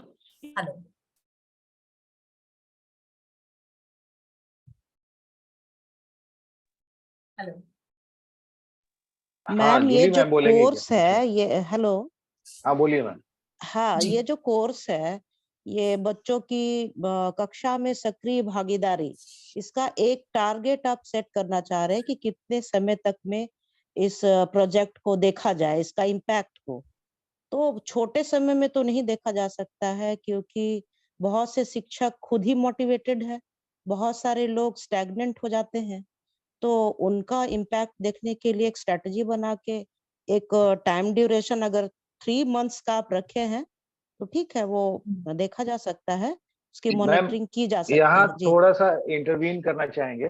जी जब जी हम माइक्रो स्टेप्स की बात कर रहे हैं तो जी। बहुत छोटे छोटे सुधार की बात कर रहे हैं और अल्टीमेट सफलता की भी बात नहीं कर रहे हैं। तो अच्छा हमें अच्छा। इस चीज का ध्यान रखना होगा क्योंकि एक के बाद एक माइक्रो इम्प्रूवमेंट करने हैं। सक्रिय भागीदारी और दूसरे जो कोर्सेज लॉन्च होंगे ना तो उससे कहीं ना कहीं वो इंटरकनेक्टेड भी रहेगा। तो हमें ये ध्यान रखना होगा 1 वीक टू 2 वीक, 15 दिन का स्पैन लेके चले। कुछ ऐसा कुछ लगता है तो उसको आगे बढ़ाएंगे, नहीं तो एक हफ्ते से 15 दिन में। पूर्व में भी जो हम लोगों ने किया है उसमें जैसे कि किसी भी काम को करने का ऑलरेडी एक ड्यूरेशन दे चुके हैं। टीचर जो है उसको कर रहे थे पढ़ करके ऑलरेडी। ऐसा नहीं है कि वो टीचर पढ़ रहे थे तो पढ़ने के बाद वो इम्प्लीमेंट नहीं कर रहे थे। कोर्स तो लॉन्च हो चुका है ना पूर्व में, तो कोर्स पढ़ते के साथ साथ वो अपना काम तो शुरू कर चुके हैं। तो इम्पैक्ट जब असेस करेंगे, जब हम 100 डेज रीडिंग का जो इम्पैक्ट असेसमेंट हम लोग किए थे, बिहार का पहला जो माइक्रो इम्प्रूवमेंट प्रोजेक्ट था वो पढ़े बिहार बढ़े बिहार, तो वहां भी हम लोग इम्पैक्ट असेसमेंट नहीं कर रहे थे। तो यहाँ भी बातें वही है, तो दोनों को जोड़ करके थोड़ा देखेंगे तो हमको लगता है कि एक हफ्ता से 15 दिन का समय अमलेंद्र जी, हाँ हाँ तब छोटे छोटे समय में हम लोग ले सकते हैं, छोटे छोटे ड्यूरेशन को बढ़ा करके। जी जैसा अमलेंद्र जी ने एक चीज कहा कि ये जो ड्यूरेशन है वो पूरी एक्टिविटी का, यानी ये जो सक्रिय भागीदारी सुनिश्चित कर देना, ये पूरे माइक्रो इम्प्रूवमेंट प्रोजेक्ट का ऑब्जेक्टिव तो है, बट इसका ड्यूरेशन बहुत बड़ा नहीं होगा। पता है क्यों? क्योंकि इसमें जो टास्क होंगे वो बहुत छोटे होंगे, थोड़े से होंगे, और ये शिक्षक को सिर्फ एक इंफॉर्मेशन देने के लिए होगा कि आप सक्रिय भागीदारी को सुनिश्चित करने के लिए क्या क्या करेंगे। तो यानी एक बार हमारे शिक्षक के पास ये टास्क पहुंच जाएंगे, ठीक है। अब चाहे तो हमारा शिक्षक इसको बार बार अपनी कक्षा में रिपीट कर सकता है, यानी शिक्षक की तरफ से ये प्रक्रिया सतत होगी, है ना। पर जो हम ड्यूरेशन देखेंगे, इसलिए मैंने ये बीच में आपको ड्यूरेशन पूछा क्योंकि मुझे ये क्लैरिफाई करना था कि कभी भी हम जब ड्यूरेशन तय करेंगे तो हम ऑब्जेक्टिव और टास्क सारे जब हम एक बार हमारा फिक्स हो जाएगा तो उसका आकलन करके हम अपना ड्यूरेशन, कि अगर हमारे कोर्स प्रोजेक्ट में टास्क 4 ही बन रहे हैं या 3 ही बन रहे हैं और उन 3 या 4 टास्क को करने के लिए मुझे लगता है कि 1 हफ्ता इज इनफ, तो मैं अपना ड्यूरेशन 1 हफ्ता ही डाल। यूजर के पर्सपेक्टिव से ये एक सतत प्रक्रिया होगी, वो कभी भी इस टास्क को अपने एक्टिविटी अपने क्लासरूम में करा सकते हैं, वो अब एक प्रैक्टिस बन जाएगी, ठीक है। गुंजन मुझे भी कुछ आगे बढ़। हाँ जी जी जी। तो देखिए, ये कोर्स आप जितना भी कोर्स किए हैं, कोर्स तो आपका खत्म हो गया। बट कोई भी आदमी जब उसको पढ़ेगा 6 घंटा में कोर्स उसका हो, लेकिन वो कितना समझा, कितना इंटरनलाइज किया। तो आपको सिर्फ ये सोचना है कि वो कोई भी टीचर क्या ऐसा काम करेगा जिससे आप समझ जाए कि हाँ कोर्स को कुछ समझा है। पूरी समग्रता में तो नहीं समझ सकते हैं, पूरे पूरे तौर पर हम नहीं समझ सकते हैं। निश्चित तौर पर ममता जी जो बोल रही है उसमें बहुत टाइम लगेगा, 3 महीना क्या ज्यादा टाइम लगेगा। और यही यही ये तो पूरा पढ़ाने लिखाने का पूरा प्रोसेस ही है, और इसमें पूरा साल यही काम करना है। तो बस सोचना ये है कि ऐसा कोई काम सोचना है जिस काम का वो वीडियो बना करके अपलोड करेगा, आप देखिएगा समझ जाइएगा हाँ, कुछ होना शुरू हो गया, कुछ होना शुरू हो गया, ये इम्पोर्टेंट है। तो जैसे आपके यहाँ, जैसे किसी के यहाँ कोई काम है, किसी ने लिखा पढ़ने पढ़ने पर, मान लीजिए, तो अगर पढ़ने पर कोर्स है, पढ़ने को ही वो बता रहा है कि कैसे बेहतर तरीके से पढ़ा जाए, तो अब हमारा कोर्स, ये प्रोजेक्ट का काम क्या होना चाहिए कि टीचर से ये कहना है कि कविता पढ़ करके अगर कोई बच्चा हाव भाव के साथ कविता पढ़ता है तो उसको करिए, या फिर पूरा ग्रुप में एक पूरा ग्रुप क्लास का अगर कोई ऐसा हाव भाव से कविता पढ़ता है उसका वीडियो बनाइए, अपलोड कीजिए। तो जब हम उस चीज को देखेंगे तो हम समझ जाएंगे कि टीचर के प्रयास से ही ये संभव हो पाया है कि बच्चे सभी लोग मिलकर हाव भाव के साथ पूरा मतलब जहाँ रुकना है, जहाँ आगे बढ़ना है, जहाँ जोर देना है, जहाँ जिस तरीके का भाव मुखमंडल पर दिखना चाहिए, जिस तरह के हाव भाव हाथ पैर से दिखने चाहिए, वैसा अगर बच्चा करके दिखा रहा है, हो गया काम खत्म। तो ऐसा ही कोई चीज कोई एक ऐसा चीज अपने कोर्स से रिलेटेड आप सोचना होगा आपको, जो टीचर जब कर लेगा या करवा लेगा बच्चों से तो आपको लगना चाहिए कि हाँ ये सफल हो गया। और ऐसा ही कोई छोटा छोटा चीज ही हम इसमें डाल सकते हैं, बहुत सारा चीज नहीं डालना है, सिर्फ एक चीज डालना है, उसका वीडियो, उसका डॉक्यूमेंट या कोई भी चीज इस तरह का अगर आ जाए तो हम कहेंगे हाँ ये काम हो रहा है। गुंजन योग करें। थैंक यू सो मच गुरु जी, आपने पूरा इस पूरे प्रोजेक्ट का क्रक्स ही बता दिया कि कैसे हम सक्रिय भागीदारी कोई एक शिक्षक सुनिश्चित कर सकता है, और यही जो गुरु जी ने अभी बोला यही पूरे कोर्स में भी है। तो आगे बढ़ते हैं हम। टास्क, सबसे पहला इसका टास्क किसी भी MIP का ये होता है तो अच्छा होता है कि पूरे प्रोजेक्ट को एक समग्रता में समझने का कुछ डॉक्यूमेंट दिया जाए हमारे टीचर्स को। यानी इस कोर्स में कई बार कोर्स तो हमारे शिक्षक ने पूरा कर लिया, उसके पास सर्टिफिकेट भी है, ये माइक्रो इम्प्रूवमेंट उसको कुछ दौरान बाद जाएगा, जैसे 3-4 दिन लगेंगे इस माइक्रो इम्प्रूवमेंट को हमारे शिक्षक तक पहुंचने में। इसीलिए हमारे शिक्षक को एक ओवरव्यू देना इम्पोर्टेंट है, याद दिलाना, एक रिकैप करवाना इम्पोर्टेंट है। इसलिए सबसे पहला टास्क होगा कि बच्चों की, ये इंग्लिश में ये जो बच्चों की सक्रिय भागीदारी पर कोर्स दिया गया था उसका एक ओवरव्यू समझें, या फिर हिंदी में कहेंगे सिंहावलोकन करें, है ना। तो बच्चों की सक्रिय भागीदारी पर दिए गए कोर्स का सिंहावलोकन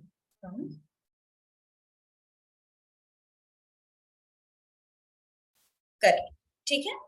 और यहाँ पर ये अब हमने दे दिया कि सिंहावलोकन करें, पर जो शिक्षक है वो कहाँ से ओवरव्यू करेगा उसका। तो इसीलिए ये जो लर्निंग रिसोर्सेस का एक कॉलम दिया हुआ है उसमें हम एक छोटा सा 1 पेजर बनाएंगे। हम सभी डाइट्स को अपने अपने कोर्सेस का एक छोटा सा 1 पेजर बनाना है, जिसमें हम अपने कोर्स के बारे में एक ओवरव्यू लिखेंगे। बहुत ज्यादा बड़ा नहीं, 2 पैराग्राफ्स का हो, जिसमें कोर्स का क्या कहना चाहता है वो सारी चीजें, ताकि हमारे टीचर को याद आ जाए, थोड़ा सा रिकैप हो जाए कि कोर्स में क्या था। साथ ही साथ उस 1 पेजर में हमें QR कोड भी, अपने कोर्स के लिंक का QR कोड भी देना है, ताकि अगर हमारा शिक्षक चाहे, एक तो उसके पास लिंक है बट उसके सामने अगर तुरंत उसको कोर्स देखना है तो वो QR कोड से भी तुरंत एक्सेस करके अपना जो कोर्स है उसको एक और बार गो थ्रू कर सकता है, ठीक है। ये सबसे पहला टास्क होगा। दूसरा, अब इस माइक्रो इम्प्रूवमेंट में ये इस कोर्स में ये था कि कक्षा में सक्रिय भागीदारी कैसे सुनिश्चित करना है, इसके लिए कुछ एक्टिविटीज बताई थी। जैसे मैंने थोड़ा सा देखा था तो मुझे याद है कि वहां पर एक टीचर है, टीचर ने एक कहानी बताई है, कहानी बताने के दौरान उसने बच्चों से भी पूछा है, जैसे क्वेश्चन किया है, या फिर बच्चों कहानी को बताते हुए हाव भाव से बताया है, और बच्चों को ये भी मौका दिया है कि वो ग्रुप बनाकर पहले कुछ शब्द, जैसे अकेलापन शब्द कहानी में था, तो अकेलापन पर थोड़ा बहुत बच्चे एक दूसरे से चर्चा करें, और एक दूसरे से चर्चा करने के बाद शिक्षक ने उस चर्चा से क्या निकल कर आया ये भी पूछा है। तो ऐसी छोटी छोटी जो ट्रिक्स एंड जो टेक्निक्स हैं वो भी इस कोर्स में बताई गई है। तो हम यहाँ पर ये कह सकते हैं हमारे शिक्षकों को कि आप भी अपनी कक्षा में कोई एक कहानी कही, बच्चों को हाव भाव से सुनाइए और प्रश्न पूछिए, और जो कोर्स में उस शिक्षक ने किया है वो आप अपनी कक्षा में भी इम्प्लीमेंट कीजिए। तो अगर इसका मुझे टास्क बनाना हो तो इसका टास्क ये हो सकता है कि कोर्स में पुस्तक में से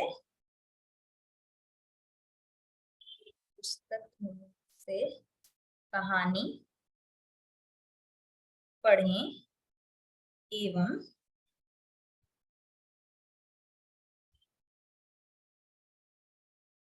बच्चों से सवाल पूछें, या फिर हम ये लिख सकते हैं कि जो हमारे कोर्स में दिया गया, कोर्स में जो गतिविधि दी गई है, तो कहानी पढ़ें और कोर्स में बताई गई गतिविधियों को अपनी कक्षा में करें। तो ये भी एक ऑप्शन है, ये तीसरा नहीं है, ये एक ऑप्शन है।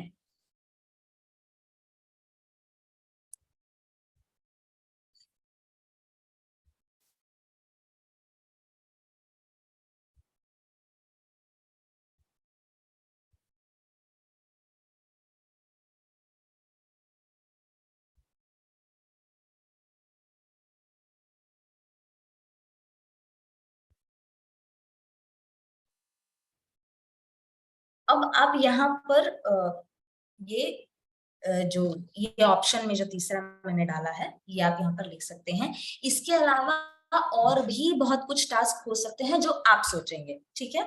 और चौथा जो टास्क है वो एकदम मैंडेटरी टास्क है कि कक्षा में जो गतिविधि का जो साक्ष्य जो भी शिक्षक कक्षा में करवाएगा, एट द एंड उसे जो कोर्स की चीजें हैं वो कक्षा में ही करवानी है।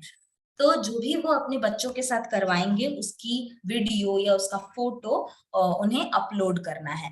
तो इससे संबंधित जो लर्निंग रिसोर्स है वो कि कैसे दीक्षा पे अपलोड किया जाता है वो ऑलरेडी बनाया गया है। तो इसे आपको दे दिया जाएगा, आप इसे ये लिंक में जो लर्निंग रिसोर्स है उसका इस्तेमाल कर सकते हैं। आप डायरेक्टली इस लिंक को कॉपी पेस्ट करके वहां पर इस्तेमाल कर सकते हैं। तो ये जो 4 टास्क थे वो इस पर्टिकुलर कोर्स में था। अब कई कोर्स ऐसे भी होंगे जहां पर कम्युनिटी का इन्वॉल्वमेंट या फिर हमारे जो दूसरे शिक्षक हैं उनका इन्वॉल्वमेंट होगा। तो उस टाइम पे आप ऐसे भी टास्क डाल सकते हैं। जैसे पहला टास्क हो गया कि उन्होंने सिंहावलोकन कर लिया। अब दूसरा कि जो भी उन्होंने समझा है कोर्स से वो अपने जो स्टाफ है, दूसरे टीचर्स, उनके साथ पहले डिस्कस कर लें, ठीक है। डिस्कस करने के बाद उसके बाद उसकी शायद हो सकता है कि कोई गतिविधि आप बोल रहे हैं उनको करने के लिए, तो उसकी पहले पूर्व में तैयारी करनी पड़े। तो आप शायद यहाँ पर ये टास्क लिखेंगे कि कक्षा में की जाने वाली गतिविधि की पहले तैयारी करें और उसके बाद गतिविधि करें। और तैयारी में ही आप अगर चाहते हैं कि कुछ तैयारियां हमारा शिक्षक करे ही करे, तो उसके लिए आप लर्निंग रिसोर्स में उसको एक छोटा सा निर्देश भी दे सकते हैं कि तैयारियों में आप इस चीजों को सम्मिलित कर सकते हैं। इसका बेस्ट एग्जाम्पल है, आप दीक्षा पर खोलिए, हमारा जो रीडिंग कैंपेन का MIP है वो, PTM का माइक्रो इम्प्रूवमेंट है वो, ये दोनों ही माइक्रो इम्प्रूवमेंट ऐसे हैं जो आपको टास्क और लर्निंग रिसोर्सेज के बारे में पूरी तरीके से क्लैरिटी देते हैं कि कोई भी टास्क कैसे बना सकते हैं और उसके लर्निंग रिसोर्स क्या हो सकते हैं, ठीक है। तो आई होप कुछ चीजें यहाँ पर क्लियर हुई होंगी। हम आगे के कॉल्स में और भी बात करेंगे। हम इससे हटकर थोड़ा आगे बढ़ते हैं। मैं वापस अपनी PPT पे आती हूँ।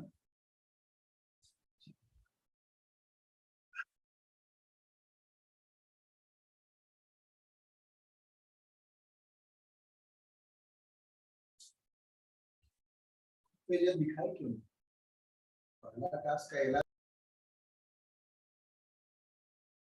और आपको ये जो भी टास्क और कैसे ये सारी चीजें भरनी है, ये कैसे ये टास्क क्रिएट करना है, उसके लिए ये जो पूरा कॉल है उसका वीडियो रिकॉर्डिंग और एक सैंपल टेम्पलेट भी आपको दिया जाएगा, जिसमें हमारे टास्क का एक लर्निंग रिसोर्स भी बनाया गया है, वो भी आप देख सकते हैं, उससे भी आप समझ सकते हैं। आगे बढ़ती हूँ मैं। ये पूरे माइक्रो इम्प्रूवमेंट प्रोजेक्ट को बनाने से लेकर और दीक्षा पर लॉन्च करने तक, डेटा एनालिसिस तक, सारा जो स्टेप्स है वो इसमें लिखा गया है। ये एक एक्सेल शीट बनाई गई है। मेरी स्क्रीन बंद हो गई क्या? ये देखिए, यहाँ पर सारा, जैसे कोर्स आधारित प्रोजेक्ट का निर्माण करना है, उसके बाद प्रोजेक्ट पे अपलोड करना है, कैसे अपलोड करना है, अपलोड करने के बाद आपको दीक्षा को मेल करना होगा, दीक्षा की ईमेल बॉडी भी आपको यहाँ पर मिल जाएगी। तो ये जो पूरा रिसोर्स का एक भंडार है वो आप सभी के साथ साझा किया जाएगा। जिस प्रकार हमने कोर्स के लिए एक पोस्टर, पीले रंग का पोस्टर बना था जिसमें आपको सारे यूजर्स गाइड मिल गए थे, उसी प्रकार यहाँ पर स्टेप्स के साथ आपको सारे यूजर गाइड यहाँ पर दिए जाएंगे, जिसके माध्यम से आप अपना जो माइक्रो इम्प्रूवमेंट है वो क्रिएट कर सकते हैं।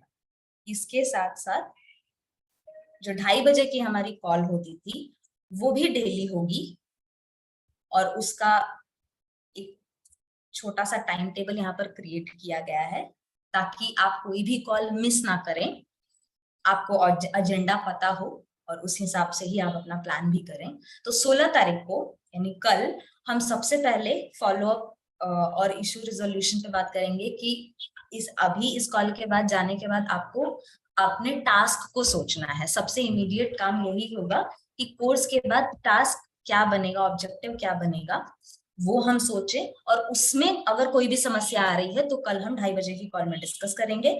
दूसरा, हम कंटेंट को दीक्षा पे अपलोड कैसे करेंगे ये भी हम बताएंगे, क्योंकि जो लर्निंग रिसोर्सेस होते हैं उसे हम पहले दीक्षा पे एज अ कंटेंट अपलोड करते हैं, उसके बारे में विस्तृत जानकारी हम कल देंगे, तो कृपया कल की कॉल आप मत मिस करिएगा।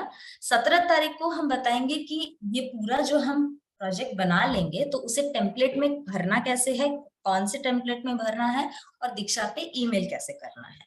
तो ये 17 तारीख की कॉल होगी। 18 तारीख की कॉल में हम इसकी लॉन्च स्ट्रेटेजीज पे डिस्कस करेंगे और सपोर्ट स्ट्रक्चर्स क्या हैं, जिसकी शुरुआत में ही अमलिंदु जी और गुरु जी ने बात कर ली है, तो उस पर थोड़ा सा बातचीत होगा और स्ट्रैटेजीज क्या होंगे वो डिस्कस करेंगे। 20 तारीख को हम बात करेंगे कि प्रोजेक्ट पे जो रिक्वेस्ट रेज करते हैं हम डेटा का, तो वो प्रोजेक्ट के लिए कैसा होता है, कोर्स से थोड़ा सा ही अलग होता है प्रोजेक्ट के लिए डेटा का रिक्वेस्ट करना। उसका जो पोर्टल होता है वो भी, जो प्रोजेक्ट ये प्रोग्राम डैशबोर्ड होता है वो थोड़ा अलग दिखता है, तो उस पर हम चर्चा करेंगे।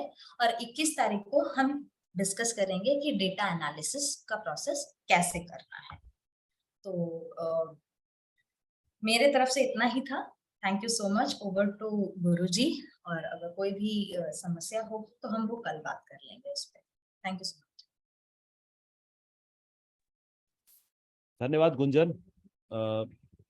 तो हमारा आज का ये कार्यक्रम यही समाप्त होता है, बट हम सभी आपस में एक दूसरे के साथ जुड़े रहेंगे और हम लोग डेली कॉल में मिल करके स्टेप बाय स्टेप करके ये सुनिश्चित करेंगे कि हमारा माइक्रो इम्प्रूवमेंट प्रोजेक्ट 20-22 तारीख तक लॉन्च हो जाए सभी डाइट के द्वारा, ताकि इस पर जो रुझान है, जो हमारे जो शेयरिंग हो, जो टीचर्स के द्वारा जो काम किए जाने हो, जो उनके द्वारा जो वीडियोस हो या उनकी जो एक्टिविटीज हो, वो एक्टिविटीज हमारे अलग अलग डाइट में आने लगे। वो अपने जो कोर्स उन्होंने चलाया था उस कोर्स की सफलता को वो खुद अपनी आंखों से देखने लगे, और उनको तब उतनी ही खुशी होगी जितना मंत्रा फॉर चेंज की टीम को स्टेट लेवल से माइक्रो इम्प्रूवमेंट प्रोजेक्ट को लॉन्च करने में और उसकी सफलता में हुई थी।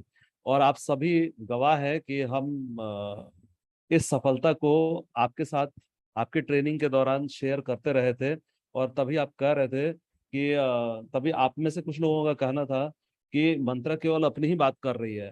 तो समय आएगा जब आप भी सिर्फ अपनी ही बात करेंगे, अपनी ही जो सफलताएं हैं उनको ही बताएंगे, और न केवल एक बार बताएंगे बल्कि आगे आने वाले समय के लिए भी इसे एक प्रैक्टिस की तरह इस्तेमाल करेंगे।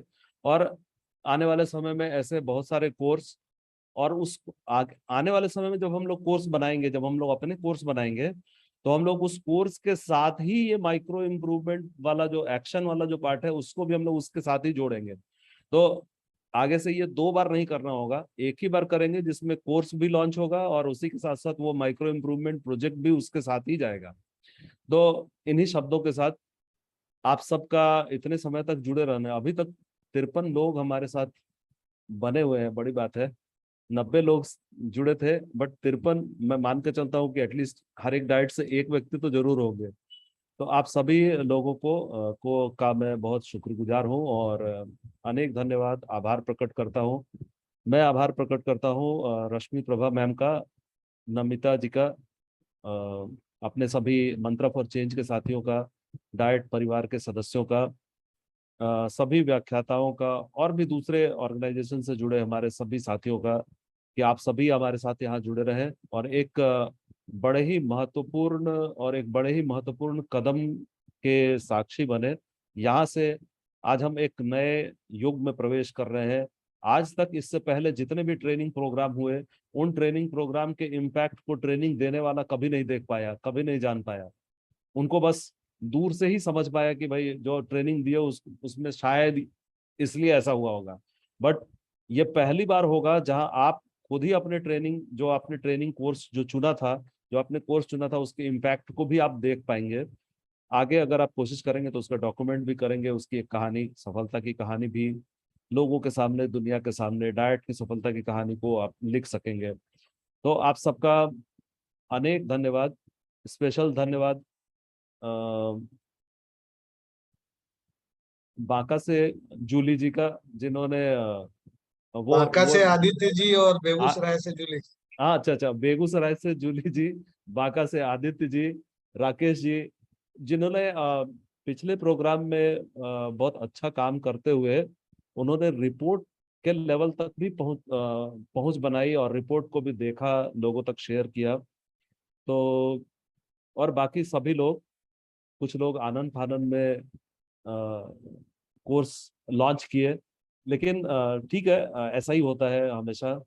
तो कुछ दौड़ के पीछे से ट्रेन पकड़ते हैं, कुछ लोग जल्दी ट्रेन में बैठ जाते हैं। हमारे अमलेंदु जी जो है वो ट्रेन के टाइम से 2 घंटा पहले से पहुंच जाते हैं। तो उनके उनके साथ जो है वो मैच करना थोड़ा कठिन है, बट हम सभी साथियों का धन्यवाद देंगे, आभार प्रकट करते हैं कि आप सभी लोग जुड़े और ये काम बहुत बड़ा काम पूरा हुआ। जहां स्टेट का टारगेट सिर्फ 4 का था, हम लोगों ने उसको 33 तक पहुंचाया। ये सब बिना आपके सहयोग से नहीं हो पाता और बिना गुंजन और अमलेंदु जी के सहयोग से नहीं हो पाता। गुंजन जी और अमलेंदु जी दोनों के लिए स्पेशल धन्यवाद, आभार, और आप सबको अनेक शुभकामनाएं अगले स्टेप के लिए। बहुत बहुत धन्यवाद। आज ये मीटिंग यहीं समाप्त होती है। धन्यवाद। जी, धन्यवाद। Thank you so much, everybody.